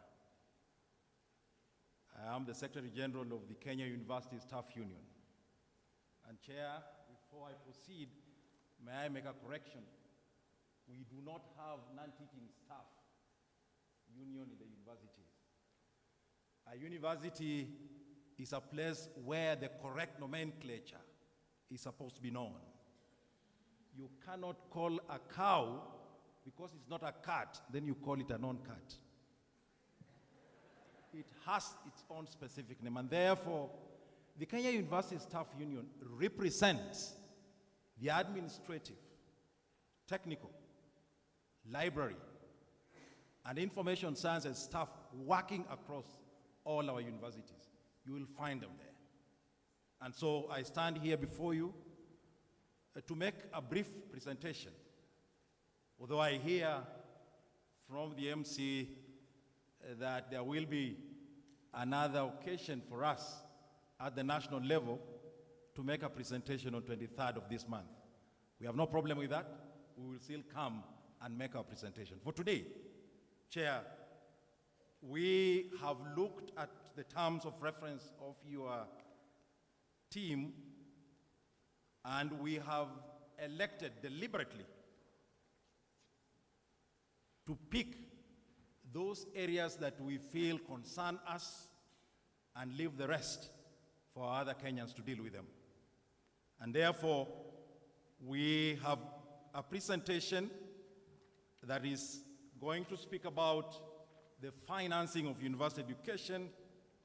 We will also talk about the governance structure and legislation in the universities.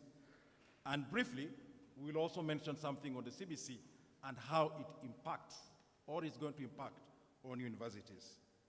First, Chair, is the issue of university financing. Indeed, it is in the public domain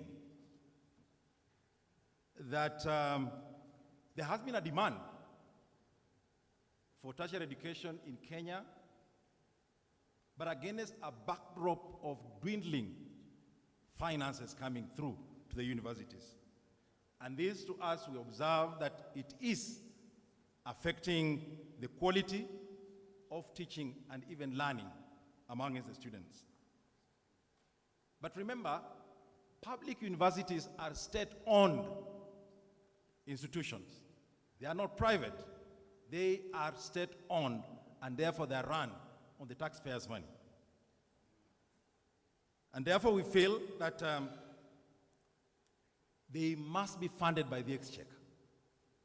Not anybody else but the exchequer to do the funding. But we also realize that throughout the years, the traditional sources of income have also been dwindling. And so you will find, for example, the exchequer normal budgetary allocations or capitation coming to the university have been reducing for the last 10 years, tremendously so. Where I stand here as the University of Nairobi, we lost more than 1 billion shillings reduction. And you can imagine 1 billion shillings lost by an institution like this, it will certainly affect the learning and the teaching quality and the rest of the operations. And so for the last 10 years, the exchequer budgetary allocations to universities have drastically continued to decrease.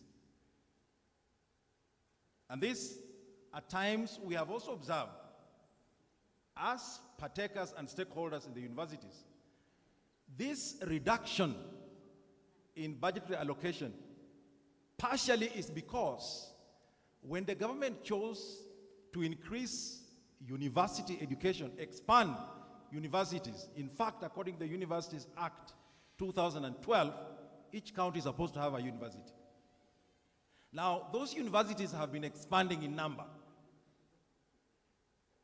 Traditionally, at around 2012, we only had about 7 universities in this country. From 2013 to date, we have about 40 public universities. But the increase in the number has not been matched with a commensurate increase in the budgetary allocations. So if the 7 universities were sharing a loaf of bread then, 10 years ago, that same loaf is still being shared now between 40 children. Is that viable? It is not. The government must therefore, as it expands university education, also expand budgetary allocations to these universities.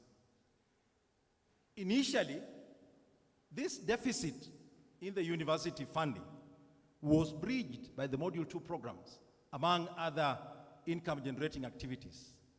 But you'll realize again, the same programs were also whittled down, in fact, they're no longer there, by the same government. Module 2 programs died a natural death in these institutions. As if that is not enough, the government has continued to ensure that the Form 4 students qualifying to join universities, they qualify to join universities. Now they have been given more options. is not only to come and join the public universities, no, the government is actually sending and admitting them in private universities now. And to add insult to injury, as they go to those private universities, the same government follows them and funds them there. So you will find that the monies that were meant to come to the public universities have continued to go down. And that is the reality on the ground. And so for us, as workers and employees of these universities, we have made few recommendations on what we think needs to be done to rescue this trend. One, the government, through what we call differentiated unit cost funding framework, promised to be funding 80% to each public university student's education, so that that student then pays the remaining 20%.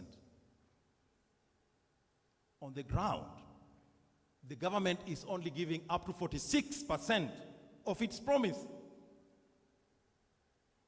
while the student is still paying his or her 20%. That means 34% deficit is what universities are actually forced to carry on their backs. We feel that the government must go back and shoulder it is 80% as envisaged in the DUC financing framework. We also feel that the government must increase the normal budgetary allocations to universities, or higher education for that matter, commensurate with the number of the public universities that are now with us. Universities, as we stand here, have pending bills of over 56 billion shillings from all that I have shared with you, and even those that I have not shared with you. Public universities have over 56 billion shillings pending bills. And we feel that we recommend that the exchequer help these universities to settle these pending bills. The government has done it, as my colleague has said here. The government has done it in the past with other institutions, with other government agencies. Why not universities?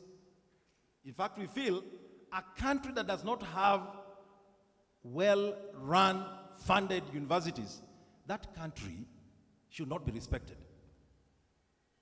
We should be proud to have universities that are well-funded and universities that are well-grounded.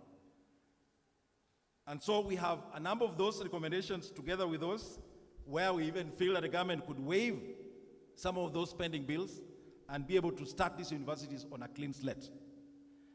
We have also touched, Chair, on the review of legislations governing universities.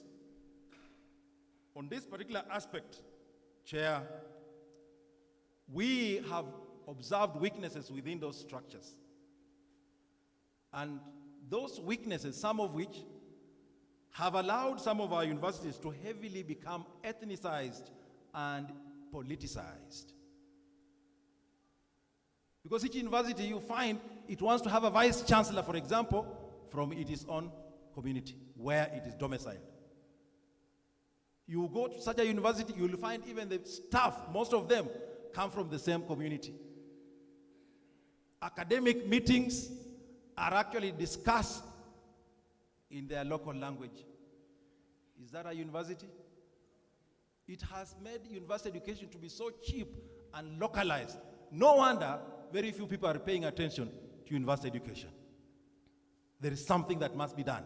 We cannot allow our universities to go in that direction. And therefore, we feel that there is need to amend the Universities Act 2012 to allow clear stakeholder participation in the appointment of council members of a public university or a constituent college.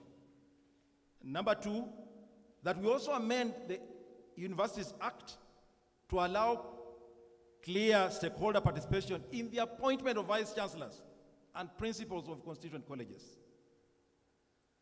We also observe and recommend that it would be good to amend relevant legislations to establish a mechanism that would inter alia allow transfer of top management and even employees. Why should a university in Ukambani have a Ukambani vice chancellor? Why can't he go to Turkana University? Why can't we have a vice chancellor coming from Taita actually heading a university in Rongo, Luo Nyanza? We need to have this kind of a thing. Perhaps it will help us get out of some of these problems. Summarize. Yes, I'm summarizing. And then we also feel that there is serious need for us to depoliticize, de-ethnicize our universities, criminalize those vices, actually hold to account the perpetrators. I remember what happened to Professor Airo in Moi University some years back. He was chased out of that university like a dog, just simply because he didn't belong to that community. That is not how universities are going to be run in this country. And then, finally, we also think that it will be good to establish a clear and enforceable mechanism through amendment of relevant legislations to streamline, harmonize, and govern continuity in Tvet and university education transition. Last but not least, Chair, we also touched on the CBC. We feel, as workers in the universities, that CBC is the way to go. The only problem that perhaps is bedeviling this particular curriculum is the manner in which it is being implemented. This curriculum does put emphasis on hands-on competencies. It's a good idea. Let me be seen as a singer early in life and be nurtured to help me know how best to sing, so that I don't waste time doing other programs that I'm not good at. But the transition and the implementation of this must be looked at cautiously. Otherwise, you're going to expose the learner to unfairness. These are very young children, minds, and therefore they are supposed to be delicately handled when you are handling them. Thank you. And so our various recommendations are there. What we have said that this CBC needs to do, we feel this particular group of pupils, let it run like the normal primary school up to standard 8. The junior, secondary, and everything, let them remain where they are best, guarded and looked after by their parents, so that when they come to the secondary, they're at least at a higher level, among other recommendations. Also retool the teachers. These are specialized programs that they're going to teach. Retool them to avoid parents being asked to help a child to make a vehicle made of wires. And maybe that parent doesn't even know. The parent has never gone to school. But if you retool and train the teachers through specialized programs, you will help that young man or lady to develop that skill that he has been given. Thank you. And therefore, we want to thank the Working Party, Professor, and your team. And we are happy that you have chosen to come here and get our views. We have confidence in you and your team that you will be able to do this work and help improve the quality of education in this country. Thank you, and may God bless you. Thank you very much. Can we appreciate Kosu for your presentation?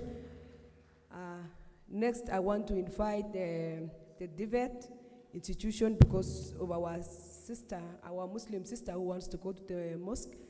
Kindly take the shortest time possible. When you see me stand, it is an indicator that your time is up. Kindly. Thank you, Madam Chair, for understanding me. I was wondering the whole of today, I was hearing university, basic education. I was thinking in the Tibet, where are we? Are we being forgotten? Thank you so much. I'm Mariam from Tibet. I will be very brief as advised. Just recommendations, I will just go directly to recommendation, Chair. We need to have a review of Tvet Act, because in the Act there are omissions of key players, like the trainer management, because the trainers have been transferred from TSC. I know Tvet does not want to hear this, but trainers have been transferred from TSC to Public Service Commission, so the Act does not take care of the trainers. There is a lot of overlap in the Act. Even our roles as directors is not captured in the Act. We want a total review of the Act. Number two, we are a key stakeholders in education, but we are never recognized in the County Education Board. None from Tvet, unfortunately. The third point I wish to talk about is the Tvet funding policy to cater for proper funding for Tvet institutions, including capitation, help loan, and all that. Proper, Tvet funding policy. The fourth is capitation. I know we discriminate our trainees in our private institutions. We only give capitation of 30,000 to public Tvet institutions. That is a total discrimination, because all those institutions which are also in private are our students and our children. To avoid the discrimination, to narrow the gap, we also require a capitation for private Tvet institutions. The fifth point, Chairman, I wish to recommend amalgamation of all Tvet institutions.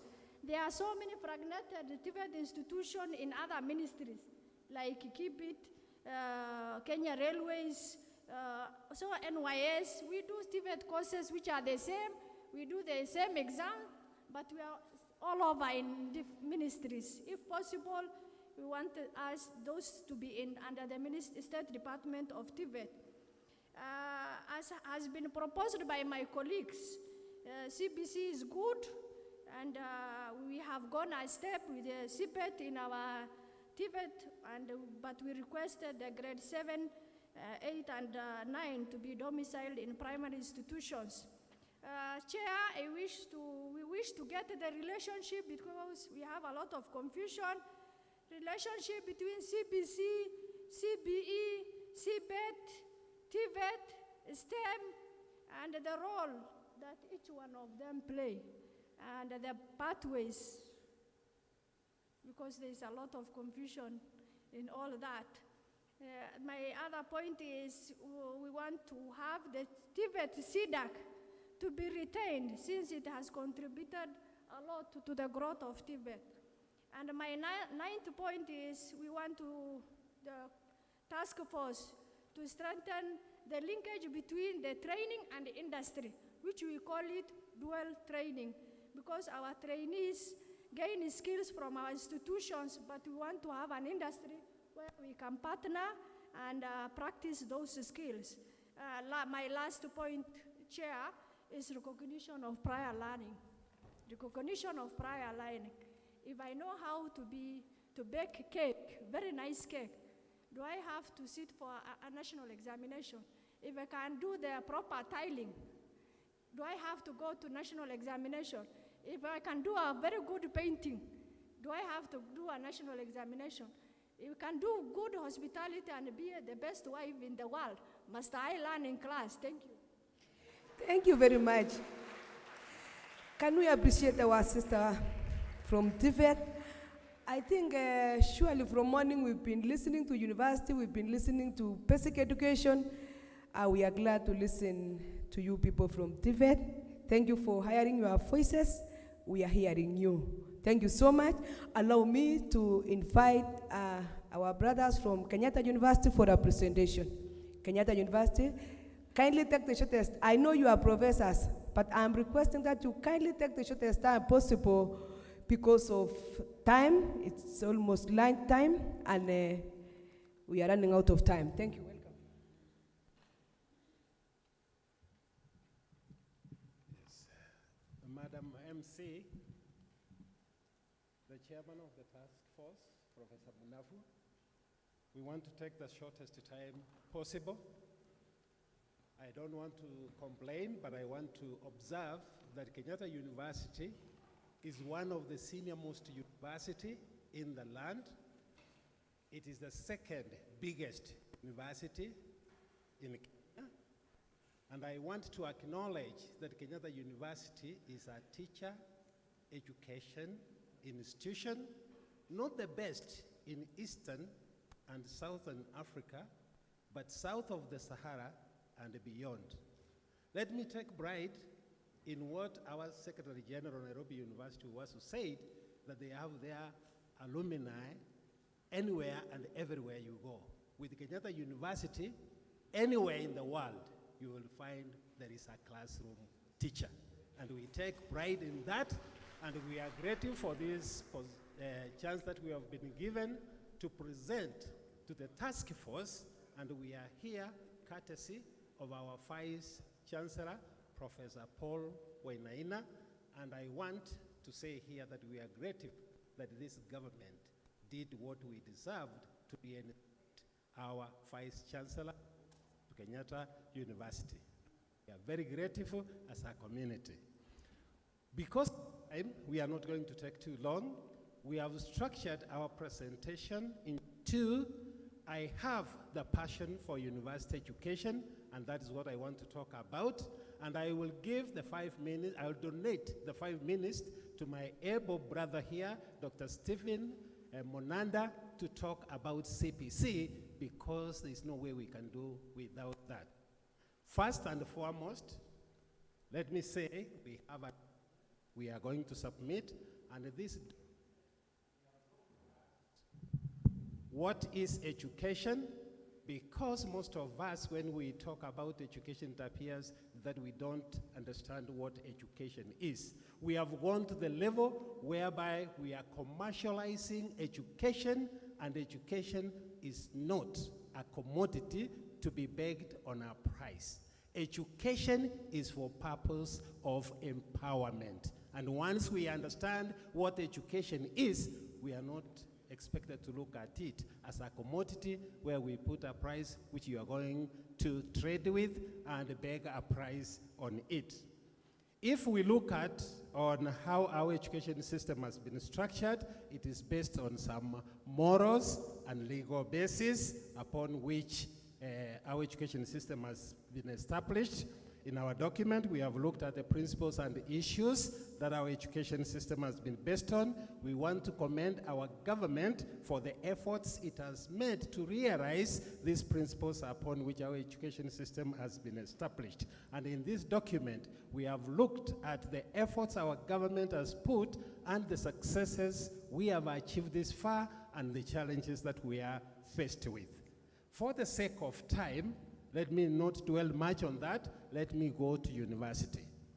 My colleagues, the KUSU, Secretary General, and the Secretary General who was in Nairobi University have said what we, Kenyatta University, would have presented, and we don't want to dwell on that because we will bore you much, but let me underscore that what they have said, it is what we from Kenyatta University have in our document, and we stand by what they are presented here, and we wish that our able chairman of the task force, who is one of us, a professor, you are going to ensure and undertake that our views are considered and they are implemented for the sake of education in this country.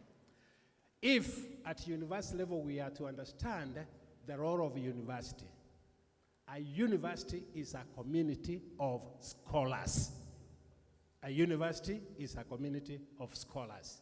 That does not mean that we don't look at issues down here. But a university is a hub, and our role is clearly cut. At university, we don't teach. Teaching stops at secondary. Then what do we do at university? At university, we train. That's the core business of university, training. What does training entail? It is manipulating knowledge into skills. If we understand that at best, then the university should be given its position, and we should not be taken to be a place like in a secondary school where you are imparting knowledge. Then university, its task is to do research. You cannot create knowledge which is disseminated at primary, secondary, and these other levels if we don't do research. Let us give universities due position and fund universities to do research, and we give universities a chance to undertake that serious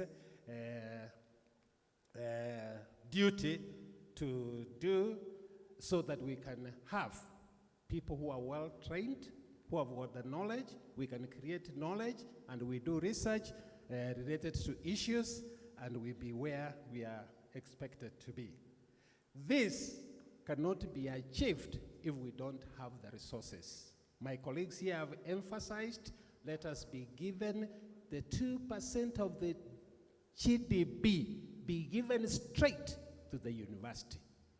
Let us not, as university dons, be forced to apply for research funds from NACOSTI. Let NACOSTI get the cake, divide the cake, give it to the universities, then let the universities come up with what is it that you want to do with that money or funding in research.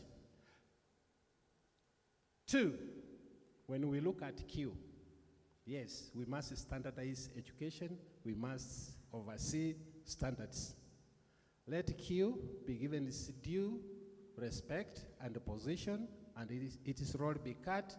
Let it oversee the standards on how universities are run, and let Q escalate this to see what is it that is the practice world over, so that we adhere to the international standards and put our Kenyan universities in the category of other world-class universities. That will give us an opportunity to compete favorably, and we have students from all over the world coming over, our students going out. At the moment, Kenyatta University is receiving students from all over the world, and we are now serving the Western and the Central African countries. We now have majority of graduate students in Kenyatta University in the School of Education are from Western and Central Africa and from Europe and the Americas. So if Q takes its position, we will be there. The third point that really is touching staff at universities is promotions. This has been left to the discretion of institutions. My brother has said here, institutions have become local, and university have become like local secondary schools and the like, where vice chancellors do promotions at their own discretions. They don't even follow the AMALAC. Let there be a structure, and let this structure be anchored in our University Act, though there, but at times it's ignored. Let us have a watchdog to ensure that staff are promoted when their time is due and they are motivated to go on with their work. The fourth one, is on admissions. Nowadays it's become that anybody from secondary, as long as you have a C+, you go to university. We don't want to deny an opportunity to someone with a D+ going to university. People unlock their potentials at different levels. But we at Kenyatta University, we are suggesting that we don't have to rely only on the NEC exam to admit students into university. Let us have other ways of admitting students into the university. We are proposing that to admit these students, let us have an exam entry also at university level. In the US University of Minnesota, where I went to, they have a general entry exam you can do even if you don't have formal education. At whatever level you feel you want to go to university, you do that exam, you pass, then there are pre-university curriculum that you do, and you climb out the ladder. At the moment, TSC is not allowing students with a C minus, if you have a passion for education, to undertake an education degree at university. And if you, in your 2 teaching subjects, you have an A in geography and an A in history, does it mean if you had an average grade of a C minus, you cannot excel? We given an opportunity. We are saying let that come. And in that admission, we are suggesting, let a student write, even those of NEC, a personal statement on why is it that you want to go to university. We are having these students who come to university, they don't know even why they are there. Fifth, infrastructure. There is CPC, my colleague is going to talk about. There is digital literacy. Come to Kenyatta University, there are some departments, you will find, though yes, there are computer labs, but we want, even down to the department, to have a computer lab, to have technicians there, where staff can relate very well. Leave alone the internet connectivity. Then the issue of Tvet has been Kindly well summarize. articulated, and we need to take that seriously. Finally, we are very happy that the issue of Kenyatta University Teaching and Referral Hospital has been mentioned here. If that one come back to Kenyatta University, and we are hoping too soon, before end of this year, we'll be very happy because it is our money that built that university. Brother, tell us something about the CPC. Kindly, Professor, you've taken a lot of time, so I am giving your colleague 3 minutes, and I'll remain standing. Thank you, Madam Chair. I'll be very brief than you imagine. Thank you. My name is Dr. Stephen Monada from School of Education, Kenyatta University. I'll be very brief. This task force must respond to 4 issues that are enshrined in our laws. 1, free and compulsory basic education. Number 2, equitable access. Number 3, quality and relevance in education. And number 4, compulsory admission and attendance. The question is, have we made efforts? Yes, we have had UPE, that's Universal Primary Education, Education for All, subsidized free primary education from 2003, and free tuition secondary education. The questions are, what are our challenges and what do we need to do? Number 1, the question of quality associated with the number of students in our classrooms and the number of teachers that teach them. Number 2, the question of the marginalized groups, those of our students from poor backgrounds in arid and semi-arid areas and so on. The question of relevance and skills, that's what CPC is trying to do. Then the question of unforeseen costs incurred by parents. We are talking about lunch fees, tuition fee, school uniform, and so on. What are the questions that then the task force must respond to in respect to CPC? Number 1, is every child in Kenya accessing free and compulsory basic education? Number 2, has the government made judicious efforts for providing education for special groups? Number 3, is the government prepared for the transition of children from grade 6 to junior secondary school? And number 4, what about the question of teacher shortages? One of the TOR is the question of structure of the education system.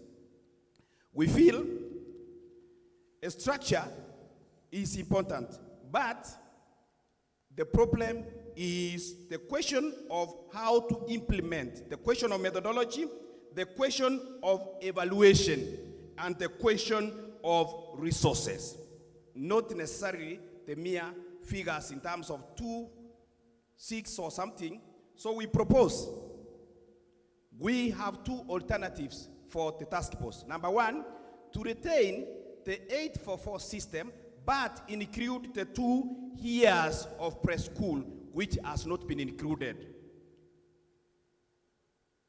In which we are saying 2 years for primary, 4 years to 5 years, 8 years in primary education, 4 years in secondary, and 4 years in university education. Of course, 2 to 3 years for those who join Tvet colleges. But we are also saying at the university level, students should take 3 years to complete coursework and then proceed for 1 industrial year for attachment or teaching practice for those who are doing education. If we have to adopt the CPC model, then we are suggesting 2 years in primary school, 7 years in primary school and not 6, 3 years in junior secondary school, and 2 years in senior secondary school, 4 years in university education, of course 2 to 3 years for Tvet academic, ignoring other aspects of education. And we are proposing, we have both formative and summative education. Formative education taking 60% and summative education taking 40%.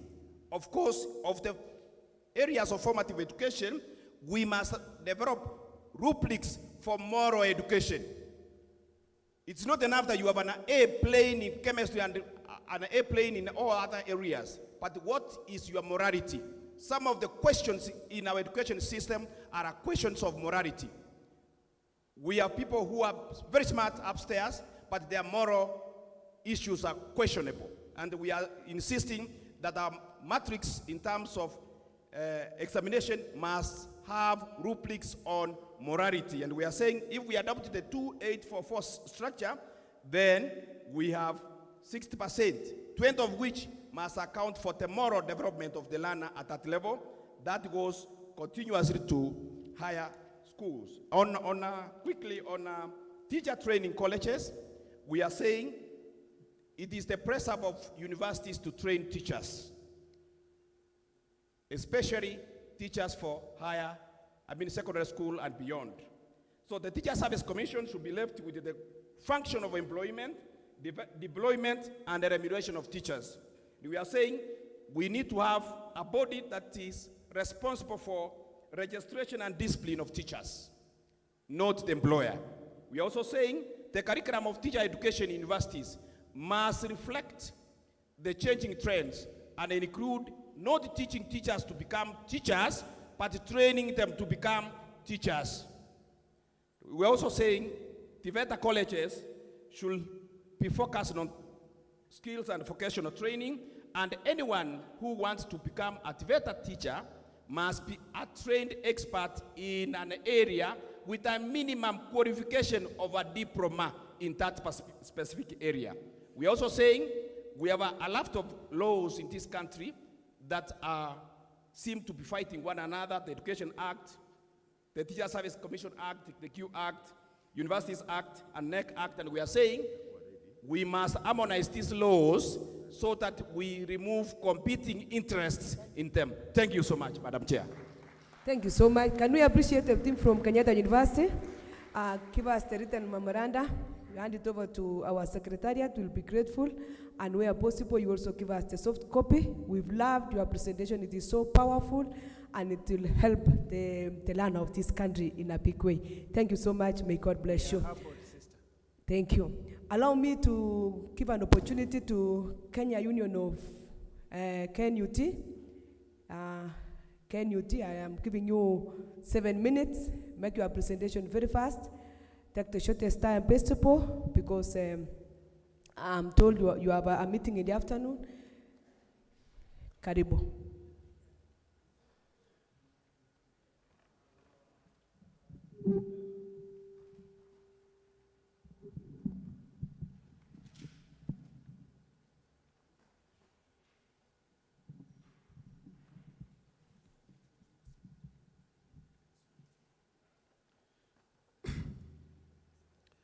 So, Mr. Chairman, all protocols observed. I will just go straight, and mostly I will dwell on teachers' welfare. And first, about domicile, it is our opinion that grade 7, 8, and 9 to be domiciled in primary school. And we are suggesting here, the problem is about laboratory. We are suggesting that the government to finance the school equipment production unit, which has come up with a mobile laboratory, a cheap one, which can be supplied in all our primary schools to be used for the sciences in junior secondary school.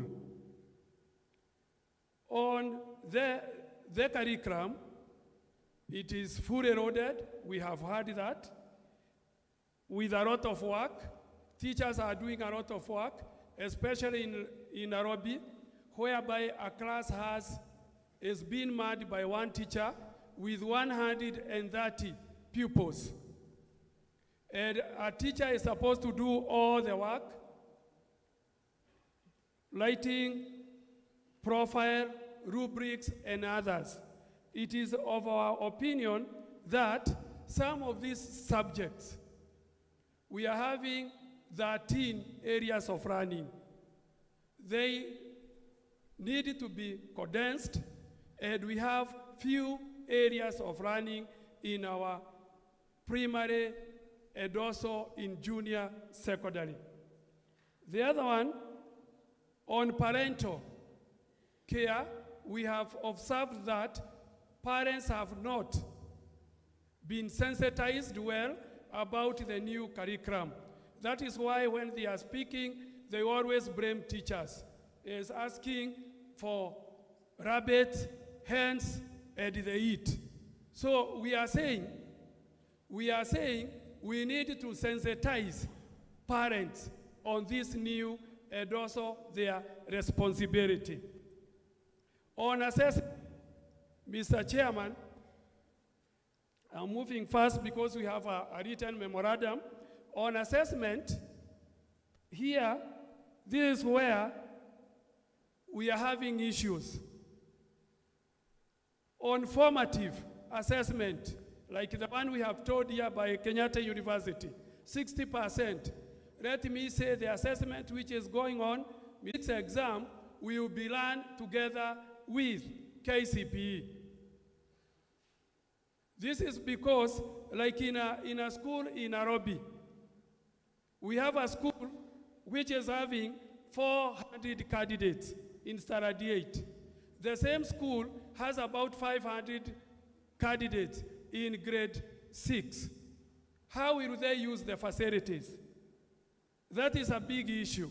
And we are of the opinion, we are asking this working party to come up with a drastic suggestion or a resolution to postpone the grade 6 exam, even if it is for 2 weeks.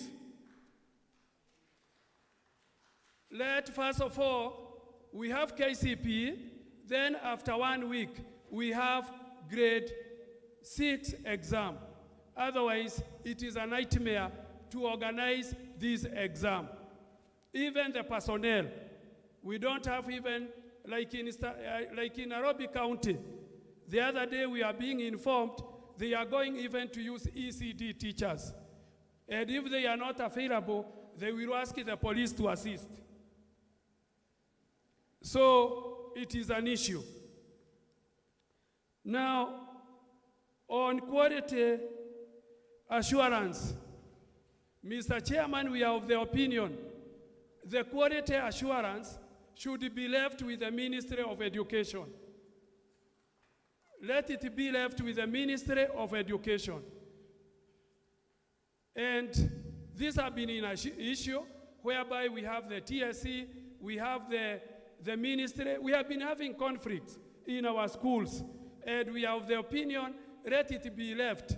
We have a department in the ministry which does well in the quality, and we are of the opinion, let it be left to be done by the Ministry of Education. On teacher training, CBC started on a wrong footing.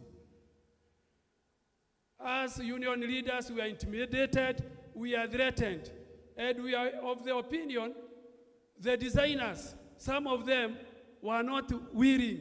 They were not happy with the CBC. They wanted it to fail. This is because all the speakers are talking about teachers training. Teachers are being trained on Saturdays, on Sundays, on public holiday. How can you love that? When others are in charge, that's when you are going for the training. And we are asking this working party, Mr. Chairman, we are asking you, let us say that training should not be done on weekends and on public holiday. This one is bringing negative impact even on the teachers. On top of that, still when the CBC was being implemented, TSC came up with another program of TPD. This is also another area, even what teachers are being trained in TPD is not even related with the CBC, Mr. Chairman. And TPD, us as teachers, we have a feeling this was also another way to prevent teachers from going for further education. Because it is being done in holidays. And that is when, majority of us, that is when we went to university. So, Mr. Chairman, even the lack of funds in university, teachers were playing a big role when they were going to the universities. So we are recommending that we have TPD being done by teachers. We have TPAD. Teachers are being converted into cracks. So we are of the opinion that if it is the training of the teachers on CBC, let it be done on the holiday, and let us also do away with the TPD, whereby teachers are being forced to pay. And also, this money also is being taken to private institutions. We are of the opinion that no government money should be paid to a private populator. Government money should be used to help government institutions. On public schools, categorization, we are of the opinion that we have a clear pathway, whether we like or not. We have some schools which are endowed with the resources. As these students are graduating to the senior secondary, let us have a clear pathway. Some schools to be providing, if it is the STEM subject, others social science. Then still on this, Mr. Chairman, we are having an issue in Nairobi. I think this party should come up with a clear guidance. We have an issue whereby the Cabinet Secretary of Education has been converting public schools to private schools. Public institutions being converted into private institutions. In Nairobi, we have lost 5 public schools. Some have been converted into religious schools. Just the other day, our former CS converted St. Peter's Crevans back to the Catholic Church. Another thing, also, we have Muslim primary school, which was converted, was given back to the Muslims. They are very many. And also about 5 more schools are having cases in the court. We are asking you, Cabinet Secretary should not be given authority to convert a public institution into a private entity. We are commercializing education in Nairobi.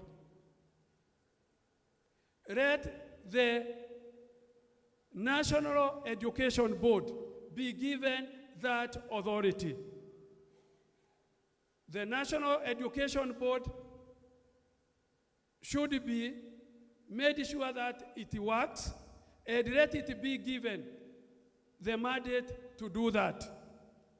Still on that, Mr. Chairman, on the sharing of resources, we are having another issue also, and I think it is affecting Nairobi. We are having some schools which are sharing compound.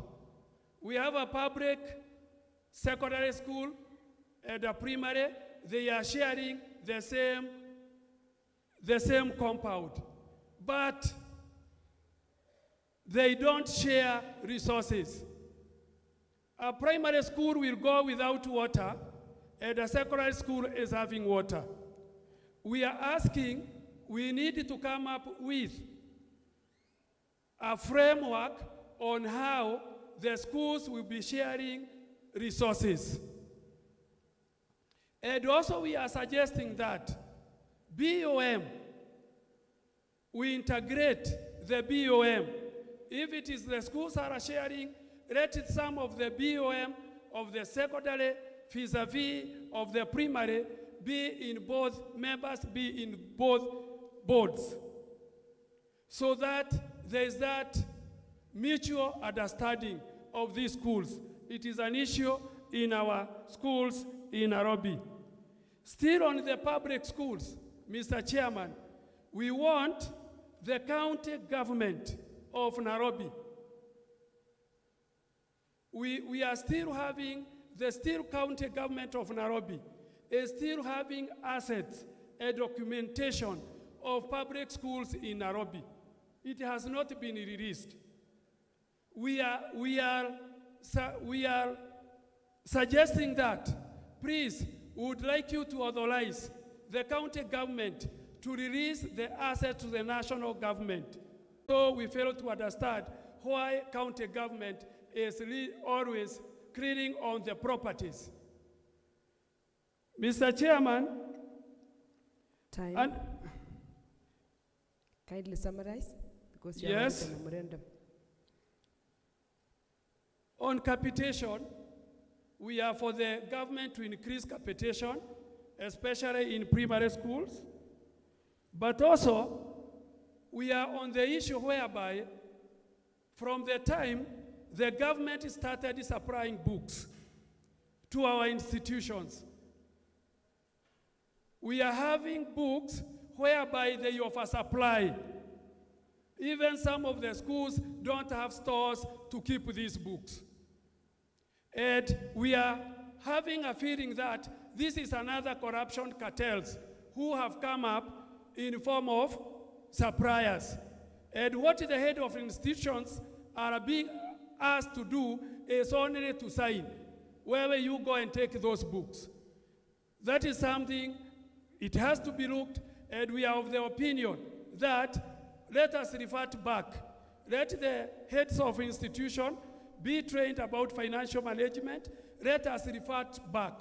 The textbooks voted, let it go back now to the head teachers and principals, and to be buying books relevant to their institutions.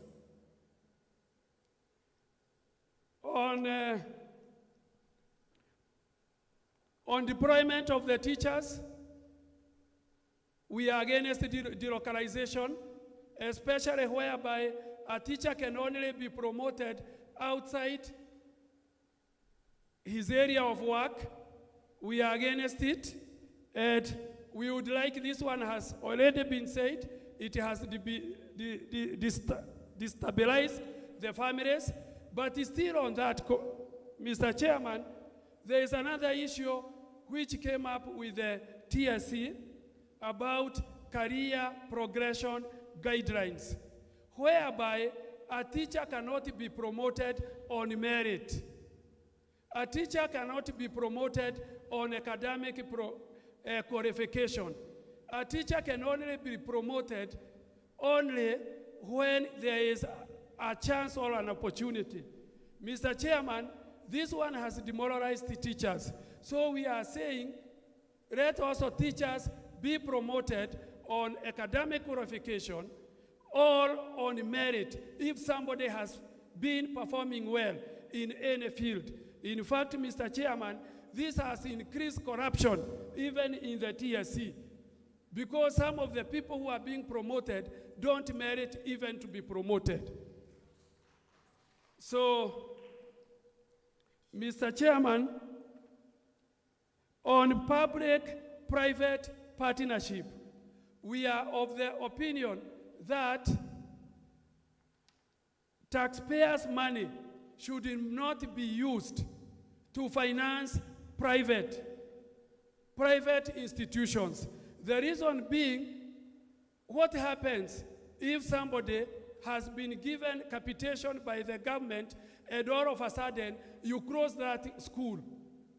What will happen? We are saying government money should be used to assist vulnerable in the society.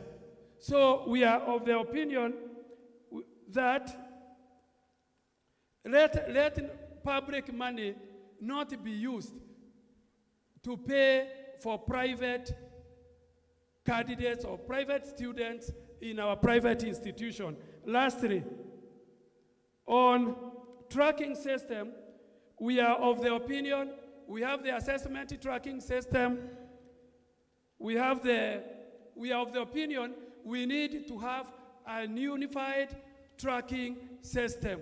Let not NEC, Kenya Examination Council, has its own tracking system. Also, we have the Ministry of also having it is a tracking system. Why can't it be married and we have only one tracking system? So with that, we have a written memoranda and we are going to give it to the Secretariat. Asanteni. Thank you so much. Can we appreciate Kenya National Union of Teachers? Thank you for that powerful presentation. You've presented powerful points and I believe they are very useful. Thank you for bringing it out clearly, the issue of land grabbing, because we've realized that it is a big issue, especially here in Nairobi.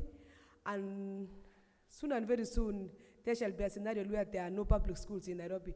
So I believe this working party will come up with a way forward. Honorable members, it's lunch hour. I want to beg that we go for lunch, and then the session continues.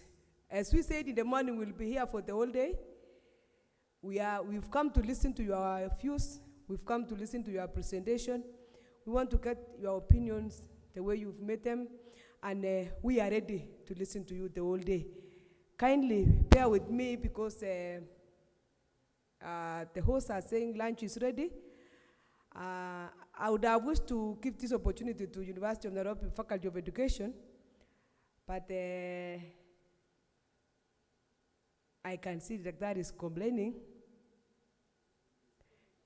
You came in the morning. I am very sure I saw you in the morning. Kesha, all of you will give you an opportunity. Kindly allow us. We prep for lunch and then we'll meet at 10 minutes past 2. We are breaking for our lunch for 30 minutes. We have enough lunch for all of us, so you are welcome for lunch. Kindly check the chair. Maybe you have a word before we... Fine, thank you. Can we give thanks for the purpose of the lunch that is before us? Let's pray. Heavenly Father, in Jesus' name, we thank you and we bless you. We thank you for the session that we've had this morning. We thank you for the lunch before us as we receive with thanksgiving and praise. In Jesus' name I pray and believe. Amen. Welcome for lunch and welcome for the afternoon session. God bless you so much.